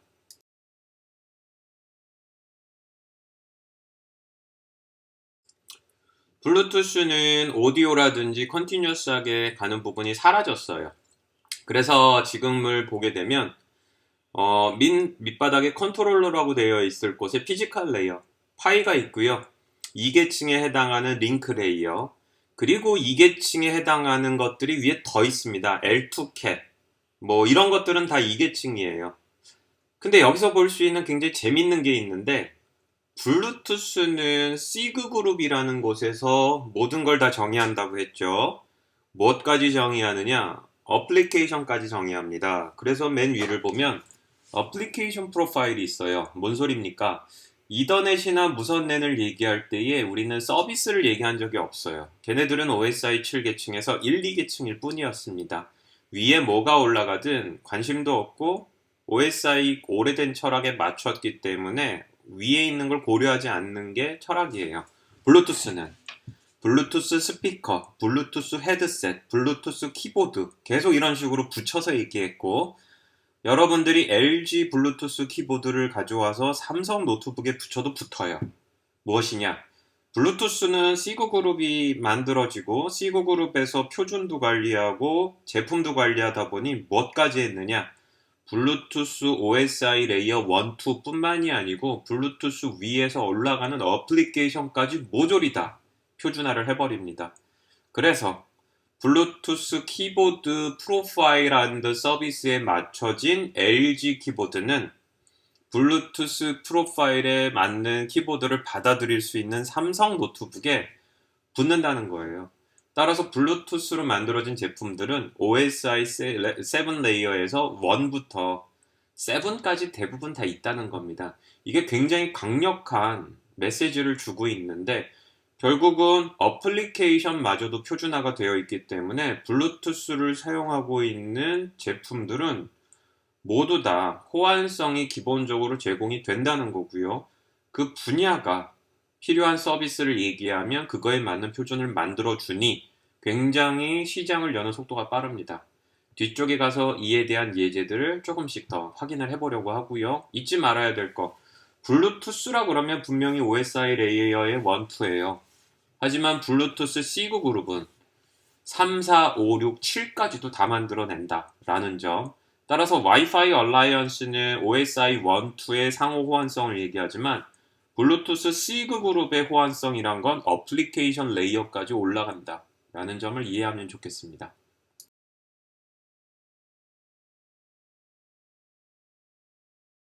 블루투스의 또 재밌는 점 중에 하나, 이더넷이나 와이파이는 우리가 A 장비가 B 장비하고 연결되는 피지컬과 데이터 링크 레이어 기술이에요. 우리는 아직 네트워크 레이어에 대한 설명을 하지 않았습니다. 3개 이상의 장치에 대한 설명을 하지 않았어요. 물론 컨텐션 베이스나 이럴 때에 3개 이상의 장치가 등장했죠. 충돌이란 컨셉을 설명하기 위한 거였지만 통신은 A가 B로, B로 A로 이렇게 되어 있었어요. 근데 블루투스는 아닌데 BLE, 블루투스 로우 에너지는 네트워킹이 됩니다. 이게 시그그룹 설명했었던 앞 슬라이드에서 OSI 1부터 7까지 스스로 다 만든다라는 얘기의 맥락일 수 있는데 블루투스는 가장 쉬운 게 맨 왼쪽 끝 페어링이에요. 페어링 한 번쯤 얘기해봤죠? 블루투스 장비 키면 상대방하고 연결합니다. 키보드는 컴퓨터와 헤드셋은 스마트폰과 1대1이에요. 근데 블루투스는 브로드캐스팅도 돼요. 로우 에너지인 경우에. 즉 전구가 하나 켜지면서 주변에 있는 전구들에게 너희도 켜졌으면 좋겠어. 그러면 주변에 있는 전구들이 켜집니다. 재밌죠?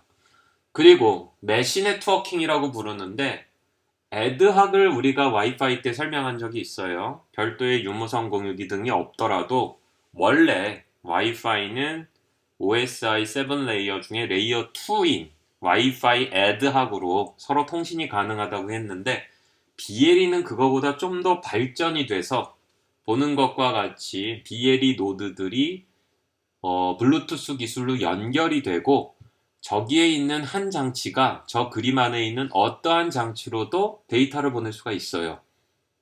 A가 보내면 B가 받고 B가 C로 전달하면 C는 D에게 보낼 수 있으니 A는 D에게 보낼 수 있다는 겁니다. 하지만 블루투스는 분명히 OSI 7 레이어의 1, 2예요. 그래서 이렇게 블루투스 로우 에너지는 재밌는 게 페어링도 되고 브로드캐스팅도 되고 메시 네트워킹도 됩니다. 이게 블루투스 제품이 확 퍼질 수 있었던 성공 요인으로 작용을 했는데 블루투스 로우 에너지 제품을 구경하러 한번 가보지요.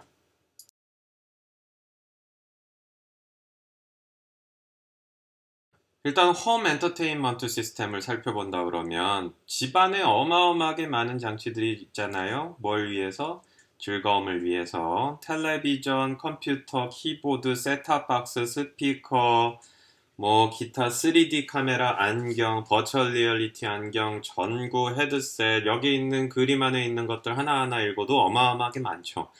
BLE, 블루투스 로우 에너지, 그리고 블루투스는 이미 우리 주변에 어마어마하게 많이 쓰이고 있고요. 보이기에는 동일해 보이지만 음성을 제외하면 블루투스와 블루투스 로우 에너지가 섞여 있고 음성인 경우에는 그리고 오디오인 경우에는 블루투스가 이제 쓰이는 것으로 굉장히 많은 제품이 있습니다. 여기에 전구도 있어요. 저 전구. 뒷부분에 우리가 강의 노트 43페이지에서도 보고 44페이지에서도 보겠지만 전구 안에 들어가도 전구 값을 그렇게 올리지 않을 정도로 언더 1달러 수십 센트밖에 안 하는 BLE 제품들이 전구 안에도 들어갑니다. 그래서 전구와 전구끼리 통신하는 것조차 가능하니 결국은 우리는 와이파이인 경우에는 사실 집안에서 와이파이 쓰는 장비가 많지는 않을 거예요. 뭐하고 비교하면 블루투스하고 비교하면. 그리고 블루투스는 요 싼 가격과 다양한 기능에 의해 서비스까지 다 표준화가 가능하다 그랬죠. 그래서 점점 더 확산이 되고 있으니 이 슬라이드에서 볼 수 있는 것, 집에 있는 대부분의 가전제품이나 기타 기기들은 일단 블루투스는 조만간 다 연결을 지원을 한다라고 생각하면 되겠습니다.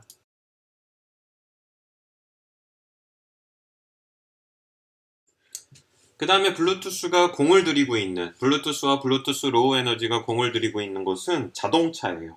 자동차라 그러면 이게 뭐 핸들이나 브레이크 이거 아니고 자동차 안에 오토모티브 혹은 비이클이라고 부르는 거에 인포테인먼트, 즐거움을 위한 거나 사람의 목숨과 관련되지 않았지만 유용하게 쓸 수 있는 것들을 얘기하고 있습니다. 자동차 안을 자세히 쳐다볼까요? 일단 그림 아래에 있는 뭐라고 그러죠? 이 열쇠, 자동차 스마트 키인 경우에도 과거에는 그냥 RF 통신을 많이 사용했지만 최근에는 블루투스 로우 에너지를 많이 사용을 하고 있고요. 배터리를 그래서 뭐 한 1년 혹은 6개월 단위로 바꾸는 정도로 이제 사용을 하지요. 두 번째로는 타이어의 압력이 어떤지를 알 수 있는 아래쪽의 오른쪽. 그래서 스마트 타입의 타이어 프레셔를 모니터링하는 시스템. 즉 타이어 안에도 블루투스가 들어갑니다. 사실은 센서에서 정보를 받아서 보내는 거죠. 자, 안으로 들어가면은 자, 비싼 자동차인 경우에는 의자 뒷자리에 사람들이 볼 수 있는 LED, LCD 판들이 있어요. 뭐 터치스크린도 되고 이런 시트에 있는 엔터테인먼트도 가능하고요. 최근엔 앞쪽에 테슬라를 시작으로 해가지고 거의 태블릿 컴퓨터보다 큰 헤드 유닛들이 있죠. 이런 것들. 더 비싼 자동차인 경우에는 저렇게 그 내비게이션이 화면으로 되어 있지 않고 운전자 머리 위에서 그냥 빔 프로젝션 합니다. 그런 경우에 빔 프로젝션을 보내는 것. 혹은 비싼 자동차일수록 주변에 센서도 많이 들어가고 더불어서 카메라도 많이 들어가죠. 360도 서라운드도 보여주고 이런 카메라들의 연결 이럴 때 블루투스가 들어갑니다. 자동차 업계가 원하고 만들 회사가 있다 그러면 빠른 속도로 시그그룹에서 어플리케이션까지 표준화를 하고 그냥 제품을 양산해 버리면 되기 때문에 사실은 굉장히 시장의 반응이 빠르죠. 와이파이는 그런 거 하는 거 아니에요. OSI 레이 1, 2만 만듭니다. 사람들이 열심히 위에 서비스를 만들어야 되고 그런 거를 하기 위해서 필요하면 표준도 만들어야 되는데 단체가 없으면 스스로 만들어야 되고 호환성은 또 자기네들이 모여가지고 논의해가면서 단체 설립하고 맞춰야 돼요. 블루투스는 시그 그룹에서 표준화부터 제품화 상호 호환성에 이런 프로모션까지 한 방에 끝내버리니 블루투스인 경우에는 와이파이보다 어플리케이션이 점점 더 많아지고 있다라고 볼 수 있어요.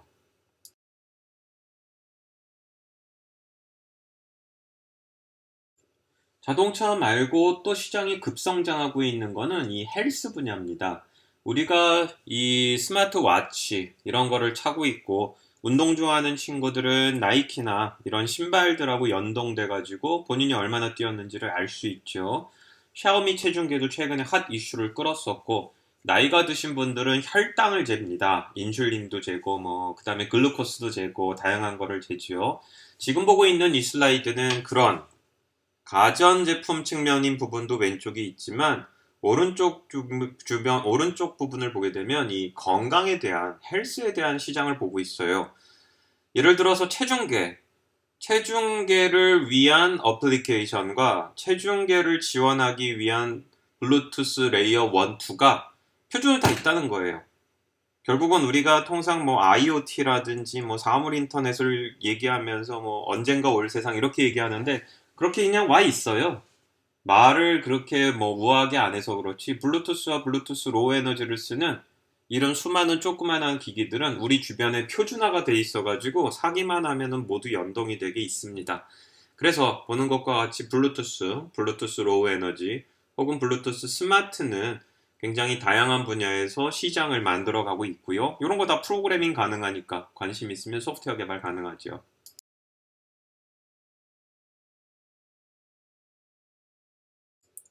자, 그래서 왼쪽에 있는 신발, 아래쪽에 키보드, 오른쪽에 무슨 뭐 태블릿, 위에 스마트폰과 같이 블루투스 로우 에너지, 블루투스 스마트는 굉장히 많은 분야에서 사용이 되고 있습니다. 요거에 대해서 이제 조금 더 보려고 그러는데 이제 네트워크가 가능하다고 얘기를 했어요. 블루투스 OSI 7 레이어의 1, 2에 해당하는 애가 도대체 무슨 네트워킹을 하는 건지 우리 조금 더 알아보도록 하겠습니다.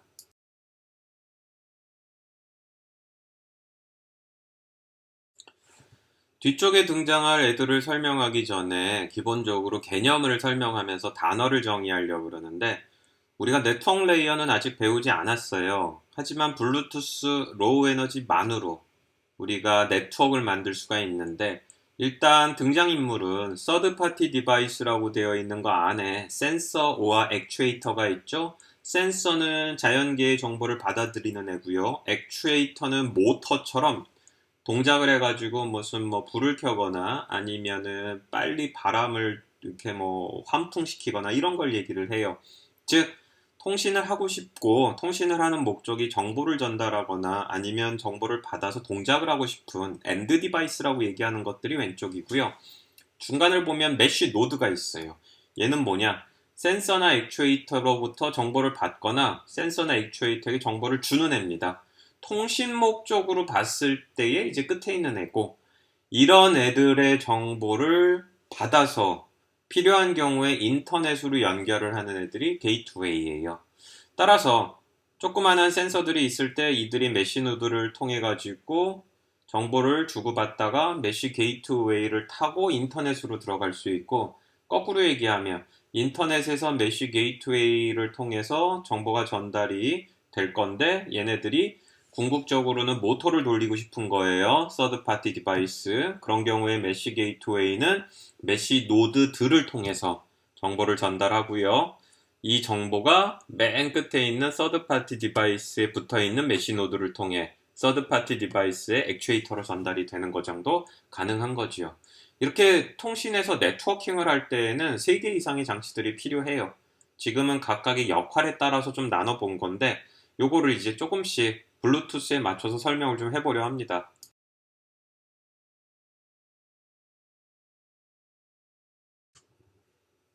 지금 보고 있는 이 그림, 갑자기 뭐 계단이 있고요. 전구들이 있어요. 불이 켜져 있네요. 요게 실제로 CSR이라고 지금은 퀄컴에 인수된 이 블루투스 로우 에너지로 네트워킹을 만들어낸 회사에서 응용 예제로 설명을 했었던 거예요. 예를 들어서 제가 프로포즈 하는 비즈니스를 합니다. 결혼 프로포즈요. 거기에 이벤트로 뭘 했느냐? 신부가 입장을 하면은 신랑은 건물 꼭대기에 있고, 신부가 계단을 하나하나 밟고 지나갈 때에 맞춰서 불이 켜지는 거예요. 뭐 진부하다고 할 수 있지만 이 그림은 원래 그런 용도로 실제로 만들어졌어요. 그런 경우에 이벤트 회사가 그 건물을 소유하지는 않고 임대할 테니 전구를 설치하고 구멍을 뚫고 전력을 집어넣는 행위는 말이 안 되죠. 따라서 신랑이 원하는 지점에 가서 그 계단에 지금 있는 이 포토불안 전구를 하나씩 하나씩 계단에다가 놓습니다. 배터리로 동작을 할 거예요. 그리고 신부가 등장하시면 이 전치에는 LED 레이저가 있어서 발을 밟는 순간 그거를 디텍트합니다. 디텍트가 됐으면 어떻게 합니까? 본인의 불을 켜고 시간차 공격에 의거 옆에 있는 전구에게 불을 켜라라고 전달을 하면 하나하나 불이 켜집니다. 더불어서 이벤트 업체에서 신랑님께서 돈을 좀 더 내시면 스마트폰이나 컴퓨터를 통해 이 전구들이 색깔도 바꿀 수 있고요. 리듬에 맞춰서 마치 춤을 추는 것처럼 할 수 있어요. 필요한 건 뭡니까? 이 전구들이 블루투스 로우 에너지로 연결이 된 거예요. 결국은 저 위에 꼭대기에 있는 신랑 옆에 이벤트 업체 사장님이 쭈그리고 앉아 있을 거고요. 본인의 스마트폰으로 이 이 전구들에게 명령을 내립니다. 사장님이 옆에 있는 블루투스 로우 에너지 전구에게 명령을 전달하면 전구들끼리 블루투스 로우 에너지로 연결이 되어 있기 때문에 사장님의 명령에 의해서 전구들은 필요한 동작을 하게 돼 있어요. 즉, 블루투스 로우 에너지만 썼는데 우리는 N개 이상의 디바이스를 연결한 겁니다. 블루투스로 이렇게 네트워크를 만들 수 있는 것, 블루투스 로우 에너지를 통한 메쉬 네트워킹이라고 얘기하고요. 앞쪽에서 메쉬 네트워킹 슬라이드 있었어요. 메쉬 네트워킹이란 전구가 앞쪽에서 설명을 했던 메쉬 네트워킹의 그 점들이 되는 거고, 점들끼리 연결을 해가지고 정보를 주고받듯이 전구들이 연결이 돼서 정보를 주고받을 수 있게 되는 거지요.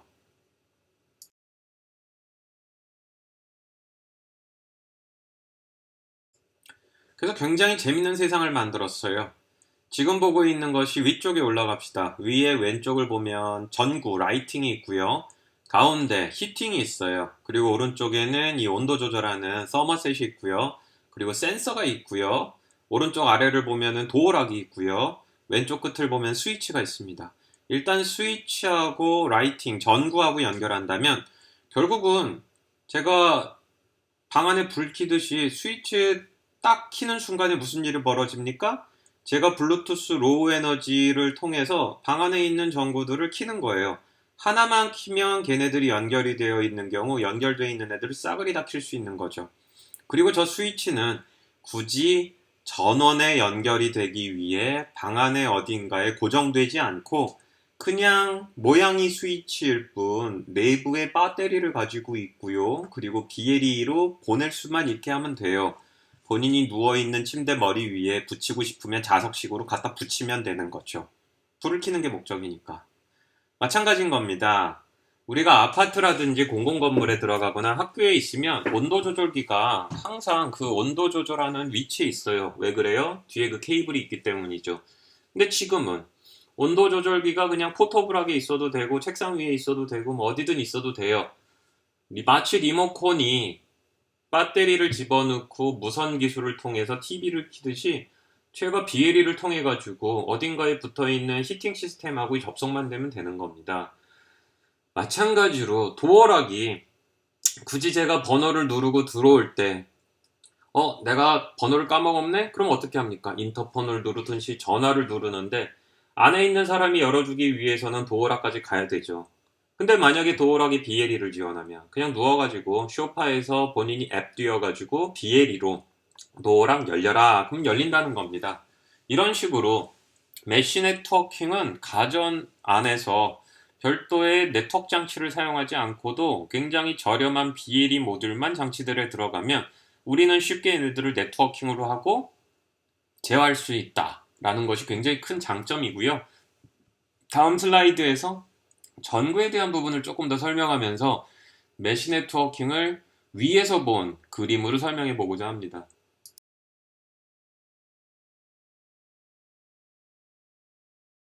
위에서 봤다는 거는 집 위에서 한번 본 거예요. 평면도로. 그러면은 집 안에 방들이 있고 그 방들 안에 전구들이 있겠죠. 혹은 뭐 강의실, 오피스, 뭐 사업장 상관없어요. 스위치가 왼쪽 끝에 있을 때 결국은 BLE 메쉬 네트워킹의 동작 원리를 설명하는 겁니다. 슬라이드가 CSR 메쉬라고 되어 있는 건 처음에 저 CSR이라는 회사가 메쉬 네트워킹을 BLE로 만들었을 때 본인의 이름을 붙였기 때문에 그래요.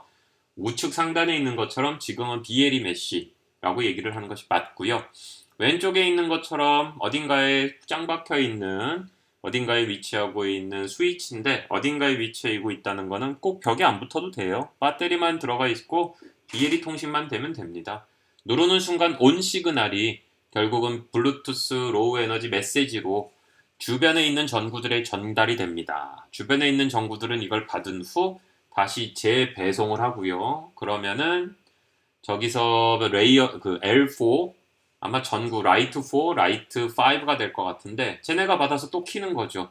그러면 본인들 켜졌으면 또 옆에 있는 애 켜. 그럼 6, 7, 8이 켜지는 겁니다. 이렇게 블루투스 로우 에너지는 일종의 브로드캐스트 기능을 할 수 있고 브로드캐스트한 특징을 이용해서 메시 네트워킹을 만들 수가 있는 거예요. 스위치 한번 키면 이 그림상으로 전구 8개가 켜진 거고 끄면 동일한 거죠.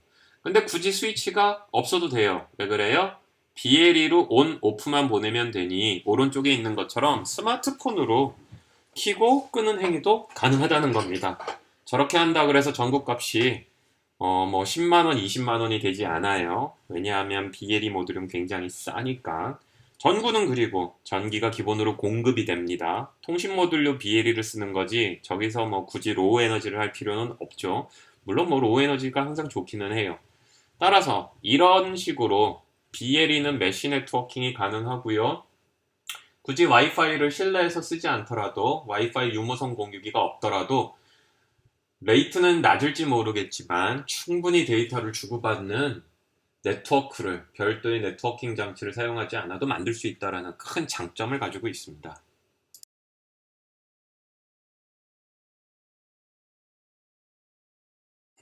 다음으로 설명할 기술은 로라예요. 로라. 라지 L과 R이 있고 소문자 O하고 A가 있는데 롱 레인지의 약어입니다. 롱, 긴 레인지예요. 블루투스 이렇게 가시 분명히 보여야 되고 사실 발자국으로 하면 뭐 10발자국, 20발자국 요 정도가 블루투스죠. 와이파이 좀 길기는 해요. 그렇다 그래서 뭐 이렇게 눈으로 멀리 있고 저 멀리 있는 것까지는 안 됩니다. 수십 미터, 솔직히 얘기하면 한 10미터 언더? 그렇다면 롱레인지는 이동통신 커버리지라고 볼 수 있어요. 최대 10km까지 전송이 가능합니다. ISM 밴드로서 주파수에 돈을 내지 않는데 10km를 뻗어나갈 수 있는 기술. 최근에 만들어졌고, 집 바깥에, 방 바깥에, 건물 밖에서 쓸 수 있는 이 기술은 최근에 굉장히 많은 관심들을 받고 있습니다. 요거에 대한 설명을 이제 추가적으로 하죠.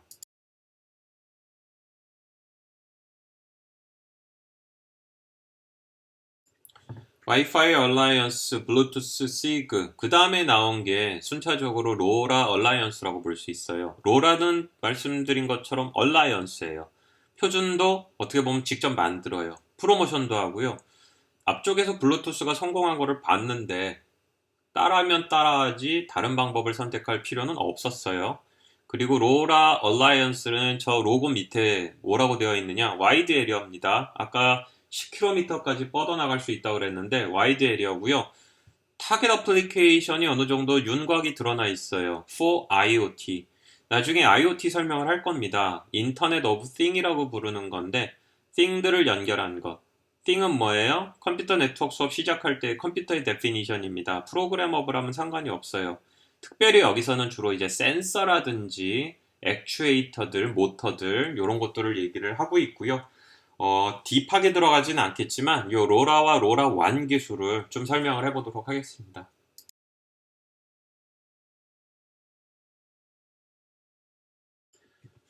롱레인지의 약자인 로라는 원래 조그마한 회사, 사이클레어라는 회사에 의해서 만들어지고 있었는데 샘텍이라고 부르는 회사가 2012년에 인수를 합니다. 그러면서 대대적으로 사용이 되기 시작을 했어요.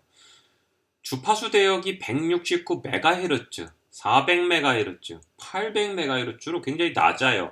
낮을 때의 특성은 멀리 퍼져나갈 수 있다고 얘기를 했습니다. 그래서 최대 10km까지도 갈 수 있어요. 하지만 로우 파워, 저전력입니다. 많이 뻗어나갈 수 있는데 저전력이라는 얘기는 전송 속도가 그렇게 크지는 않아요. 그럼 이거 갖다 어디다 쓰나요?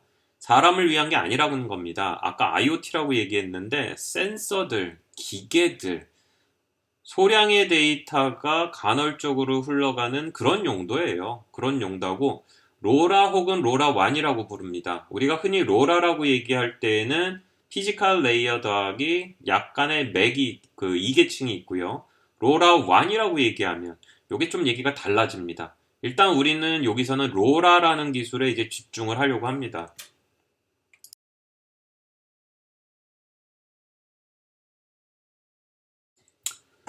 로라와 로라1 분명히 앞쪽에서 롱레인지라고 얘기를 했고요. IoT들이라고 주로 얘기를 했어요. 이런 거를 요구하는 사람, 멀리 떨어져 있는 거를 통신을 시켜야 될 사람들은 누구냐? 광산.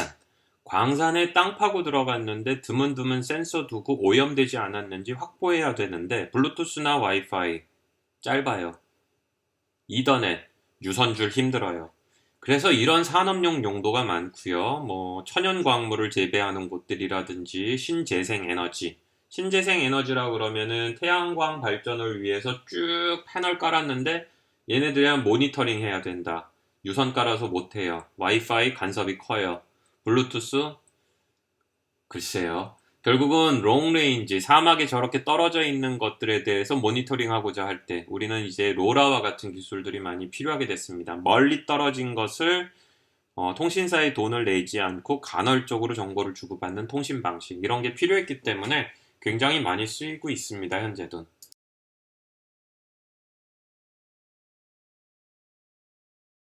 지금 보고 있는 그림이 이제 로라의 기본적인 레이어 아키텍처고요. 아래를 보면 ISM 밴드 주파수가 있어요. 그 다음에 로라 모듈레이션이 피지컬 레이어입니다. 그래서 OSI 7 레이어 상에 7이 있고요. 1이 있고요. 그 위에 보면 로라 맥이 있어요. 클래스 A, B, C라고 되어 있는데 A는 굉장히 간단한 거, 필요할 때 필요한 것만.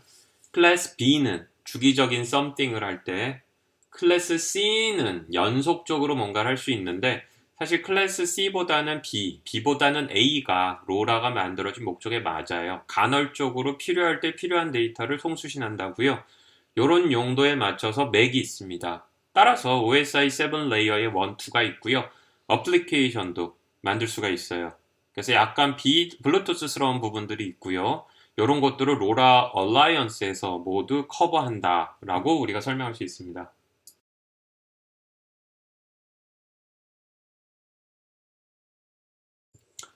로라는 분명히 앞쪽에서 OSI 7 레이어 1, 2다. 멀리 있는 애들끼리 전송하는 거다. 라고 얘기를 했는데, 블루투스 로우 에너지가 네트워킹이 가능하다고 설명을 했어요.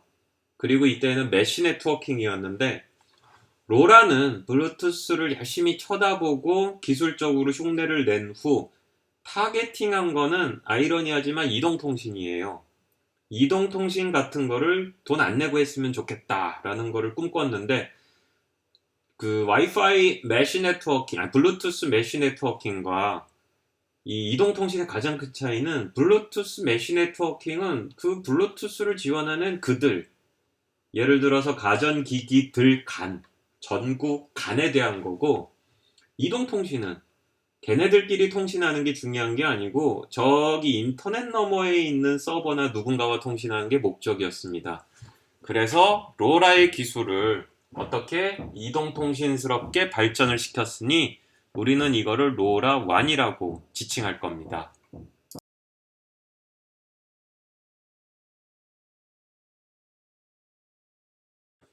로라1은 우리나라인 경우 SK텔레콤이 상용화를 한 적이 있어요. 이게 좀 오해를 불러일으키는데 주파수 사용료를 내지 않는 와이파이 같은 기술이라고 하지만 SK텔레콤이 들어와서 우리나라인 경우 오해를 합니다. 이것이 통신사업자가 하는 서비스구나. 그렇지는 않아요.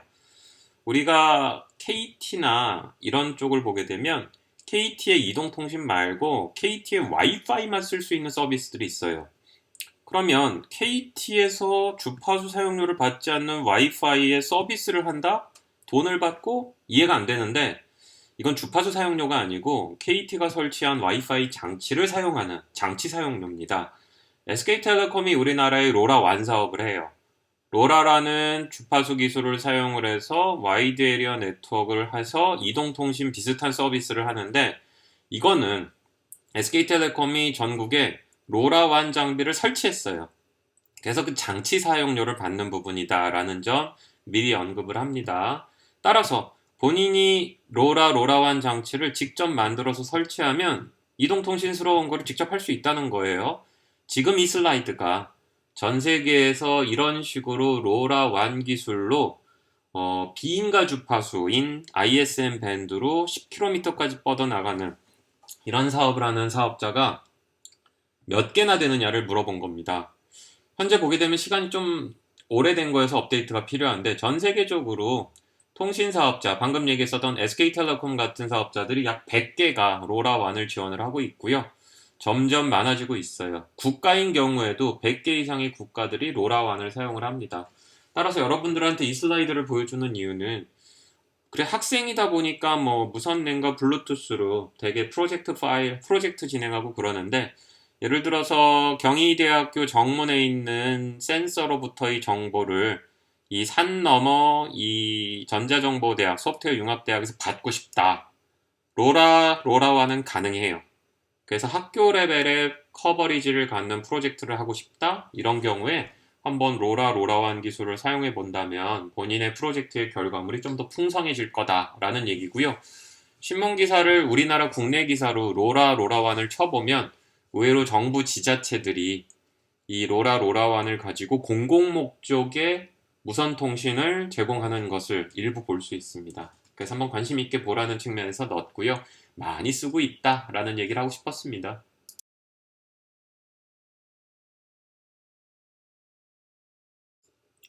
로라1은 로라라고 부르는 기술, 롱 레인지인데 ISM 밴드고 10km까지 뻗어나갈 수 있는 이 기술을 사실상의 그 네트워킹 소프트웨어를 일부 넣어가지고 이동통신스럽게 확장한 거예요. OSI 7 레이어 상으로 잘 맞지 않는데 이미 블루투스 로우 에너지인 경우에도 2계층인데 네트워킹을 만들었다고 했지 않습니까? OSI는 첫 수업에서는 가이드라인이라고 얘기했지만 최근에 만들어지는 기술은 이렇게 계층 파괴를 많이 합니다. 그래서 로라 기술에 기반을 해서 와이드 에리어를 하는 건데 사실상 소프트웨어를 얹은 거고요. 이런 식으로 해서 주로 IoT 디바드를 연결을 해요. 그리고 중간 부분에 LP1이라고 되어 있는데 저것이 이제 로우 파워 와이드 에리어 네트워크라는 일종의 분야입니다. 저전력을 사용해서 와이드 에리어를 한다. 로라1 말고도 여럿 있었어요. 성공을 잘 못했죠. 로라1은 이 분야에서 성공한 케이스고 우리가 와이파이라고 부르는 거는 사실 IEEE 802.11이고 얘가 속한 게 와이어리스 로컬 에리어 네트워크라고 그랬는데 802.11 말고도 와이어리스 로컬 에리어 기술은 여럿 있어요. 대부분 경쟁에서 져서 IEEE 80 2.11이 성공한 거죠. 그래서 로라와는 고유명사고 속해 있는 영역이 로우 파워 와이드 에리어 네트워크라는 것도 있으니 단어 알 겸 기억하면 좋겠어요. 로라완이 최신 기술이라고 설명을 했는데 샘텍이 2012년에 인수를 한 이후로 히트를 못 치다가 로라완으로 이동통신스럽게 만든 시점이 2015년. 이때 표준을 만들었어요. 표준인 듯 표준 아닌 표준 같은 표준을 만들었고 2015년을 정점으로 알려지기 시작을 해서 최근에는 뉴 와이파이라는 별명까지 갔습니다. 새로운 와이파이. 그래서 최근에 인기를 끌기 시작을 한 가장 핫한 무선 기술 중에 하나기도 해요.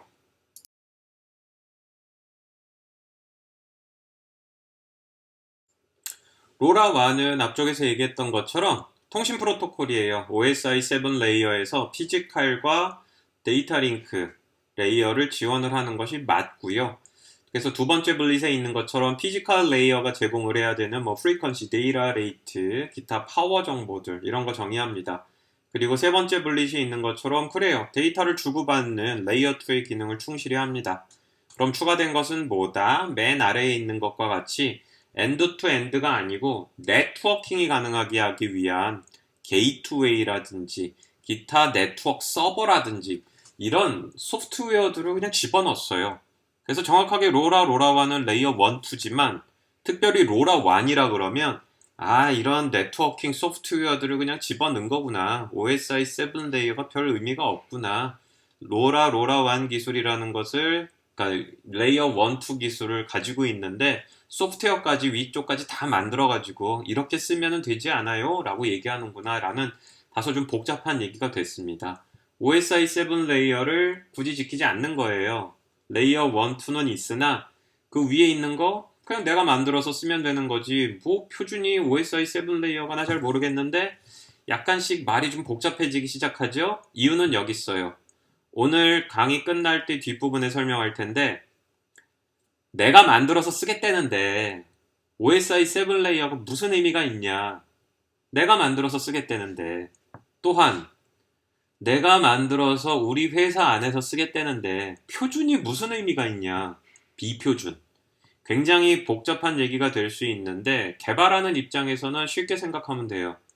우리 회사에서 혹은 내가 만들어가지고 나 혼자 쓰겠다는데 왜 국제표준을 따라야 되며 상호표준을 따라야 되며 기타 등등을 내가 왜 따라야 되느냐. 내가 만들어서 나 혼자 쓰겠다. 대추올 끝. 회사 입장이라 그러면 우리 회사에 있는 기계들을 연결을 할 건데 내가 개발력이 돼가지고 내가 처음부터 끝까지 다 만들겠다 그러는데 내가 왜 국제표준을 따라야 되고 내가 왜 OSI 7 레이어를 따라야 되느냐. 내가 만들어서 쓰겠다고요. 이런 얘기들이 굉장히 중요한 의미로 시작이 된다라는 겁니다. 로라와는 재밌게도 피지컬 레이어와 데이터 링크 레이어를 만들어야 된다는 OSI 컨셉을 가져왔고 그 위에는 그냥 내 마음대로 올려가지고 뭐 하면 되지 않아? 블루투스 시그 그룹의 컨셉을 가져온 후 아니 이런 소프트웨어들 있어가지고 뭐 본인이 알아서 만들 수 있으면 네트워크까지 만들고 이동통신처럼 하면 되는 거지. 오픈소스 컨셉을 넣었어요. 오픈소스. 따라서 로라완 기술은 이 모든 것들이 사실 짬뽕이 되어 있는 굉장히 좀 특이한 기술 중에 하나로 볼 수 있습니다.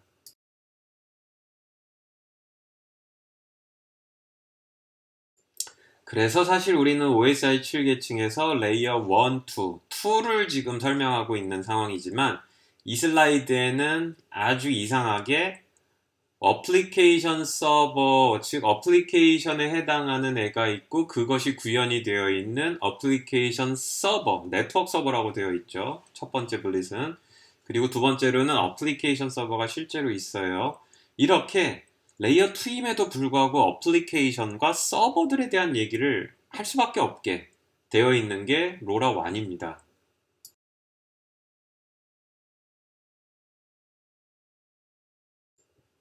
자, 이 슬라이드를 보면은 로라완이 들어가 있어요. 어디 들어가 있어요? 맥에 들어가 있어요. 피지컬 레이어, 주파수 밴드, 로라완 동일해요. 그 다음에 올라가면 모듈레이션, 로라완의 피지컬 레이어는 동일한 거예요. 피지컬 레이어 동일해요. 그 위에 원래 로라의 맥이 있었는데 이거를 일부 바꿉니다. 사실 뭐 그렇게 중요한 건 아니고. 그리고 그 위에 어플리케이션을 올릴 거예요. 무슨 어플리케이션을 올리느냐? 요렇게만 보고 있으면 장치 하나에서 뭐 위에 올라가 있는 무슨 어플리케이션처럼 보일지 모르겠는데 네트워크의 그림을 그리면 다른 그림이 나온다는 거죠.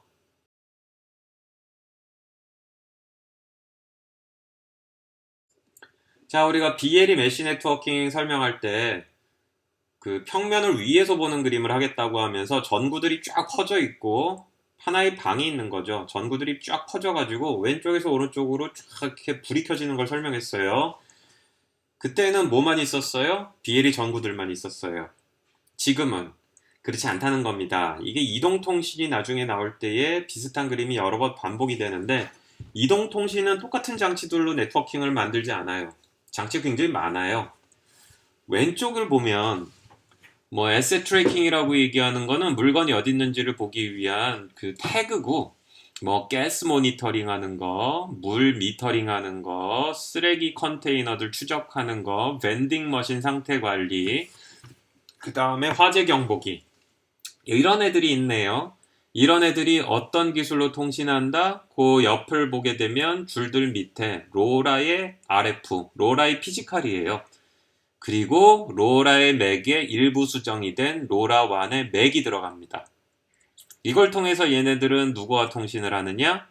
게이트웨이 혹은 로라 노드들하고 통신을 해요. 그래서 여기인 경우에 게이트웨이라고 칭한다면 앞쪽에서 게이트웨이 설명을 했습니다.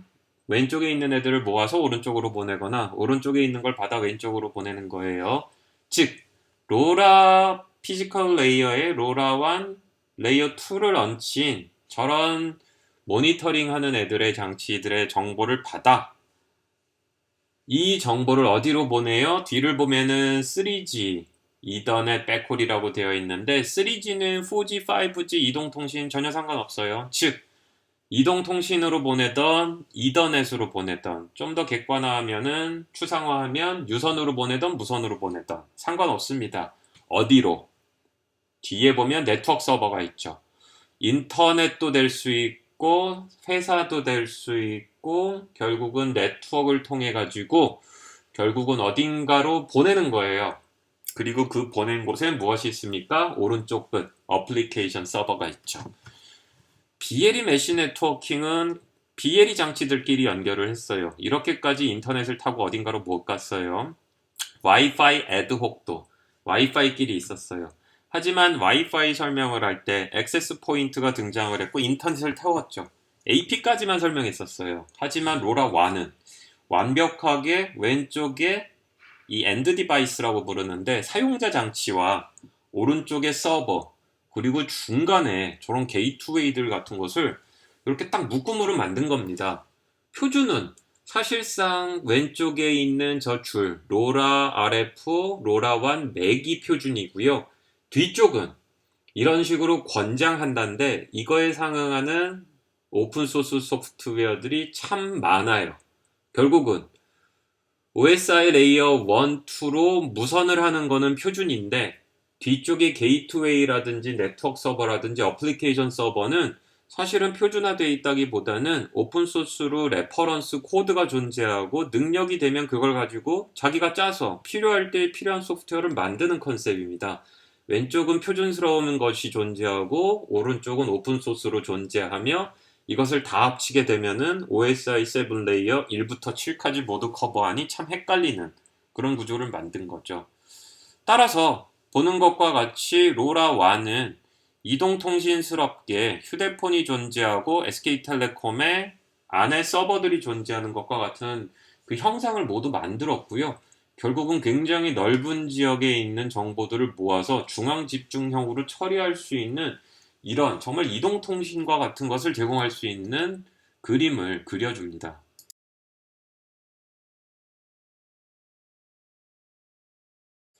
그래서 맨 왼쪽에 있는 그림이 센서, 오른쪽에 있는 그림이 어플리케이션 서버, 가운데 있는 그림이 게이트웨이라고 하면 로라를 지원하는 로라1 맥까지 올라가고 로라 피지컬이 있는 이런 무선 기술을 지원하는 센서가 가운데 있는 장치하고 통신을 해서 정보를 전달을 해요.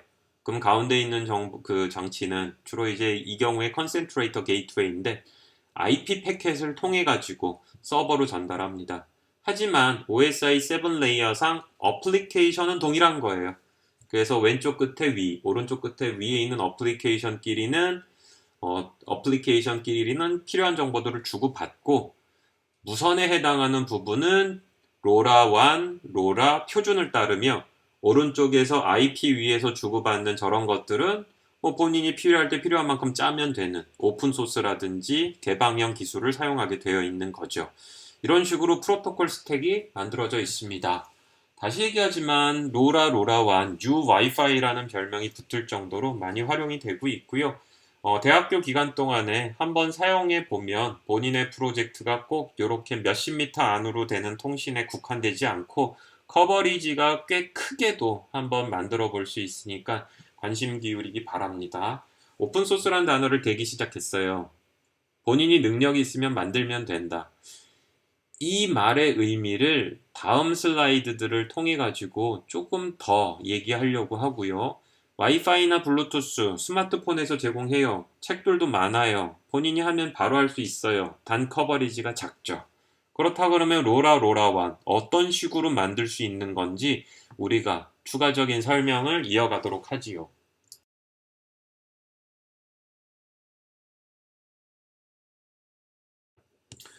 우리가 이 수업을 theory, 교과서적인 얘기와 그것이 실제로 세상에 어떻게 적용이 되는지를 구분을 한다고 얘기를 했는데 오늘 수업이 지금까지 설명한 부분들이 이론적인 맥과 데이터 링크 레이어가 어떻게 실제로 이더넷이라는 제품, 표준, 와이파이, 블루투스, 로라라는 제품, 표준들 이런 것들로 되어 있는지를 설명하는 부분입니다.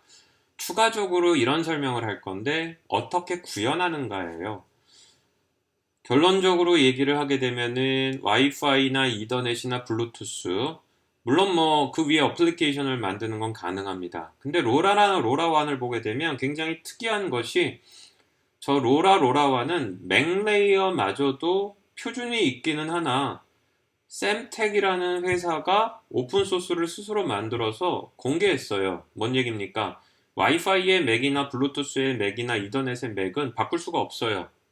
로라나 로라1의 맥은 이론상 본인이 필요하면 바꿀 여지가 있다는 거예요. 결론적으로 표준이 있으나 표준을 굳이 지켜야 되는 건가? 어떤 가정하에 내가 만들어서 내 장비들끼리만 통신할 거고 국가가 정의한 요 가이드라인은 충분히 지키겠다. 불법적인 요소는 없지만 내가 원하는 거를 내가 만들어서 내 장비들에 쓰겠다. 이런 트렌드가 있다는 거죠. 그래서 앞쪽에서 로라1 써보는 거 괜찮아요 라고 얘기했는데 방금 얘기한 것처럼 본인이 만들 능력이 되고 바꾸는 게 불법이 아니라면 그러면 어떻게 할 수 있는지 로라1을 예제를 들어서 설명을 해보겠습니다.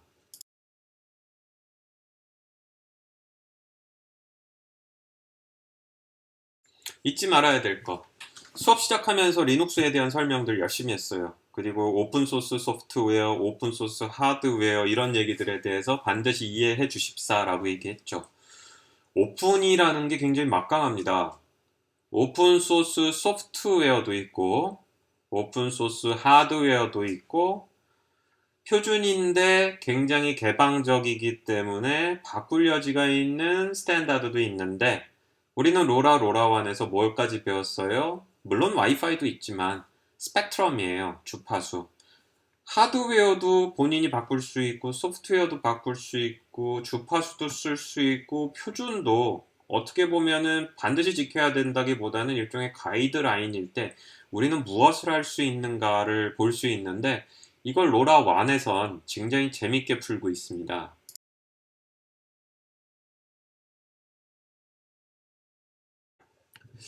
결국 샘텍이 가지고 있는 특허가 있습니다. 샘텍은 사이클러를 사면서 본인의 특허를 피지컬 레이어의 가장 밑바닥에다 박았고요. 이것이 보게 되면 지금 보고 있는 건 로라1과 관련된 제품 소프트웨어들의 에코인데 맨 왼쪽에 칩셋에 가면 샘텍이 있어요.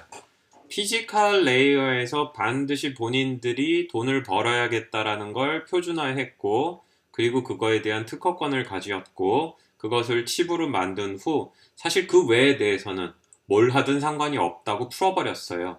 표준은 존재하지만 반드시 본인들이 지켜야 되는 걸 제외하고는 굳이 뭐 이런 식으로 나온 거죠.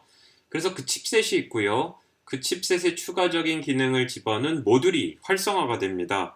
어차피 샘텍에서 만든 그 특허권에 대한 돈은 내겠다. 나는 그 외에 추가적인 걸 집어넣어서 모듈이라는 게 요 칩을 만드는 건데, 부품을 만드는 건데, 난 거기서 돈 벌 거야. 모듈이 많아졌고, 그 모듈이 나오기 시작을 하니까, 그래? 그러면 나는 제품을, 프로덕을, 디바이스를 만들어야겠는 걸, 자동차용, 뭐 로봇용, 뭐 센서용. 요게 만들어지고 나니까, 그래? 그럼 나도 이동통신 같이 할 때 만드는 베이스 스테이션, 즉 단말들이 쏘는 정보를 받아두는 장치는 만들어도 되겠네? 그래서 이걸 만든 거예요. 그러고 나니까 인터넷상에서 이 센서들이 만드는 정보를 모아서 수직 가공하는 거를 할 수 있는 IBM 같은 회사가 나도 그럼 열심히 할게 라고 나온 거고, IBM이나 HP가 이런 장비들을 만들어내니 그 위에서 특정 목적에 맞는 어플리케이션 서버들을 만드는 회사들이 등장한 거죠. 결국은 샘텍이라는 회사는 피지컬 레이어에 굉장히 작은 그거의 특허를 만들고, 그걸로 돈을 벌기 위해서 OSI 7 레이어의 1, 2를 만들었어요. 표준은 존재하지만 약간 느슨한 거고, 그걸 기반으로 한 수많은 회사들이 소프트웨어와 하드웨어들을 만듦으로써 자연스럽게 이런 에코시스템이 만들어집니다. 이동통신은 삼성, LG, 애플, 화웨이, 기타 몇 개의 회사들, 휴대폰을 휩쓸고 있는 회사는 몇 개 없죠. 여기서 얘기하는 베이스 스테이션이나 네트워크, 이거는 전 세계에 5개밖에 없어요. 삼성, 화웨이, 에릭슨, 뭐 노키아 이런 회사들. 결국은 비슷한 일을 하는데, 이동통신은 굉장히 소규모의 회사들이 하는 거고 통신 사업자가 많을 뿐이지. 이동통신이 아닌 로라와는 어마어마하게 많은 회사들이 서로 다양한 제품들을 만들어서 이들을 연결하고 있다는 거죠. 학생은 어떻게 하면 될까요?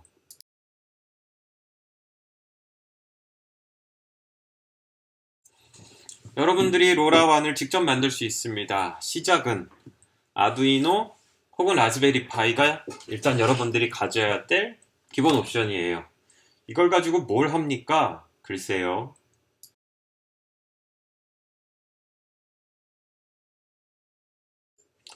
앞쪽에서 얘기를 했잖아요. 샘텍이라는 회사가 원천 기술을 가지고 있는데 피지컬에서 굉장히 작은 것만 가지고 있다. 그걸 인정하고 돈을 내면서 물건을 만들고 싶은 회사는 굉장히 많다. 지금 보고 있는 이 왼쪽에 있는 이 회사를 쳐다보면 여러분들이 이 아두이노 쉴드라고 부르는 건데, 라즈베리 파이 위에서 아두이노 부품이 돌아갈 수 있도록 하는 겁니다. 오른쪽 그림을 보면 맨 밑에 있는 게 라즈베리 파이고요. 그 위에 이 쉴드를 꽂았어요. 왜? 맨 위에 올라가 있는 저 빨간 애가 중국의 드라지노가 만든 로라 레이어 1, 2가 제공이 되는 보드예요. 라즈베리 파이가 3만 원이죠? 맨 위에 올라간 저 드라지노도 3만 원입니다. 이렇게 여러분들이 인터넷에서 구매해서 꽂으면 여러분들은 라즈베리 파이 컴퓨터 위에 로라 1, 2, OSI 레이어 1, 2가 제공이 되는 장비를 만든 거예요. 이제 여기에 소프트웨어를 뭘 올리냐가 관건인 거죠.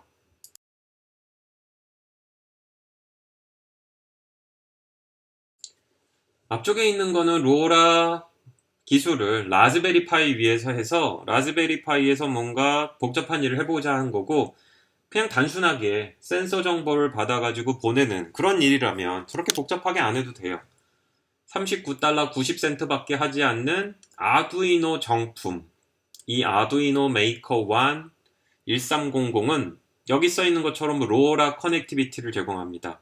그냥 39,000원짜리, 4만원짜리 이거를 사게 되면은 여러분들은 아두이노가 로라까지 되는 기능을 구매할 수 있다는 거예요. 휴대폰 가격이라든지 개통을 해야 되는 것도 아니고 굉장히 싼 가격에 여러분들은 당장 굉장히 먼 곳까지 뭔가를 보낼 수 있으면서 프로그램 가능한 디바이스를 확보한 거죠.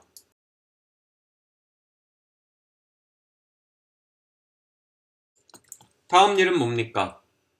로라를 올려야죠. 그리고 로라 1을 올리고 지금 보고 있는 것처럼 오픈소스의 메카가 돼가고 있는 기트허브에는 샘택이 직접 올린 로라 맥, 로라 1 소프트웨어들이 오픈소스로 있어요. 오른쪽 하단을 보면 샘택이라고 써 있지 않습니까? 그리고 그 밑에 뭐라고 돼 있어요? 로라 1 엔드포인트 스택 임플리멘테이션. 로라 1을 지원하는 맨 끝단에 있는 장치의 소프트웨어들을 구현한 거다. 그리고 이그젠플로서 만들어 놓은 프로젝트들이 있으니 관심 있으면 가져다가 쓰시오. 너도 만들어서 직접 하세요. 라고 되어 있는 겁니다.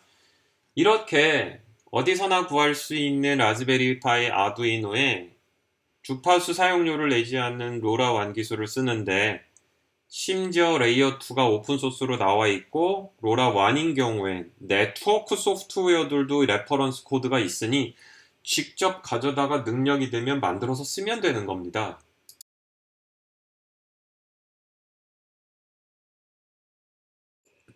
실제로 많이 씁니다. 지금 보고 있는 것은 그 팜트리라고 얘기를 하죠. 우리가 기본적으로 이 나무들에 벌레가 있고 이 해충에 대한 부분들, 그 다음에 온도라든지 기타 등등에 대한 정보를 획득하고 싶어서 나무들에 지금 같이 로라 모듈을 붙이고 우리가 모니터링을 한 거예요.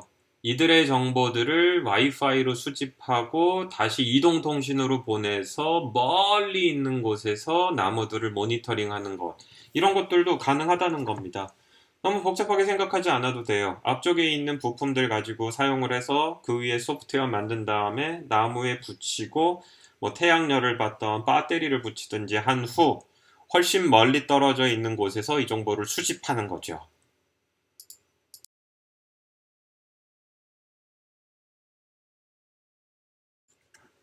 지금 보고 있는 것은 무엇이느냐? 글로벌 워밍, 지구 온난화에 대한 정보를 수집하기 위한 겁니다. 조금 더 복잡하고 전문화된 장비들이 들어갔어요. 뭐 카메라도 있고 센서도 있고 기타 등등이 있지만 저들이 전달하는 정보는 로라 기술을 사용을 해서 전달한다는 겁니다.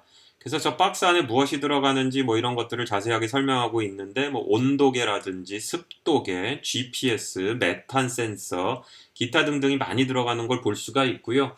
실제로 지금 설명한 것처럼 로라 1 기술을 사용해서 굉장히 넓은 커버리지에서 지구온난화에 대한 정보들을 수집하는 것들도 가능하다는 겁니다.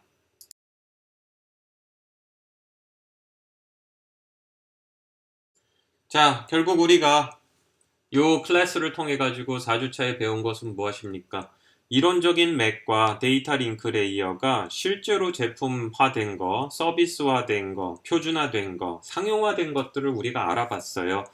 이후의 수업에서도 OSI 7 레이어에 이제 3부터 해서 차근차근 위로 올라갈 텐데 비슷한 맥락으로 고전적이고 교과서적인 이론을 배울 거고요.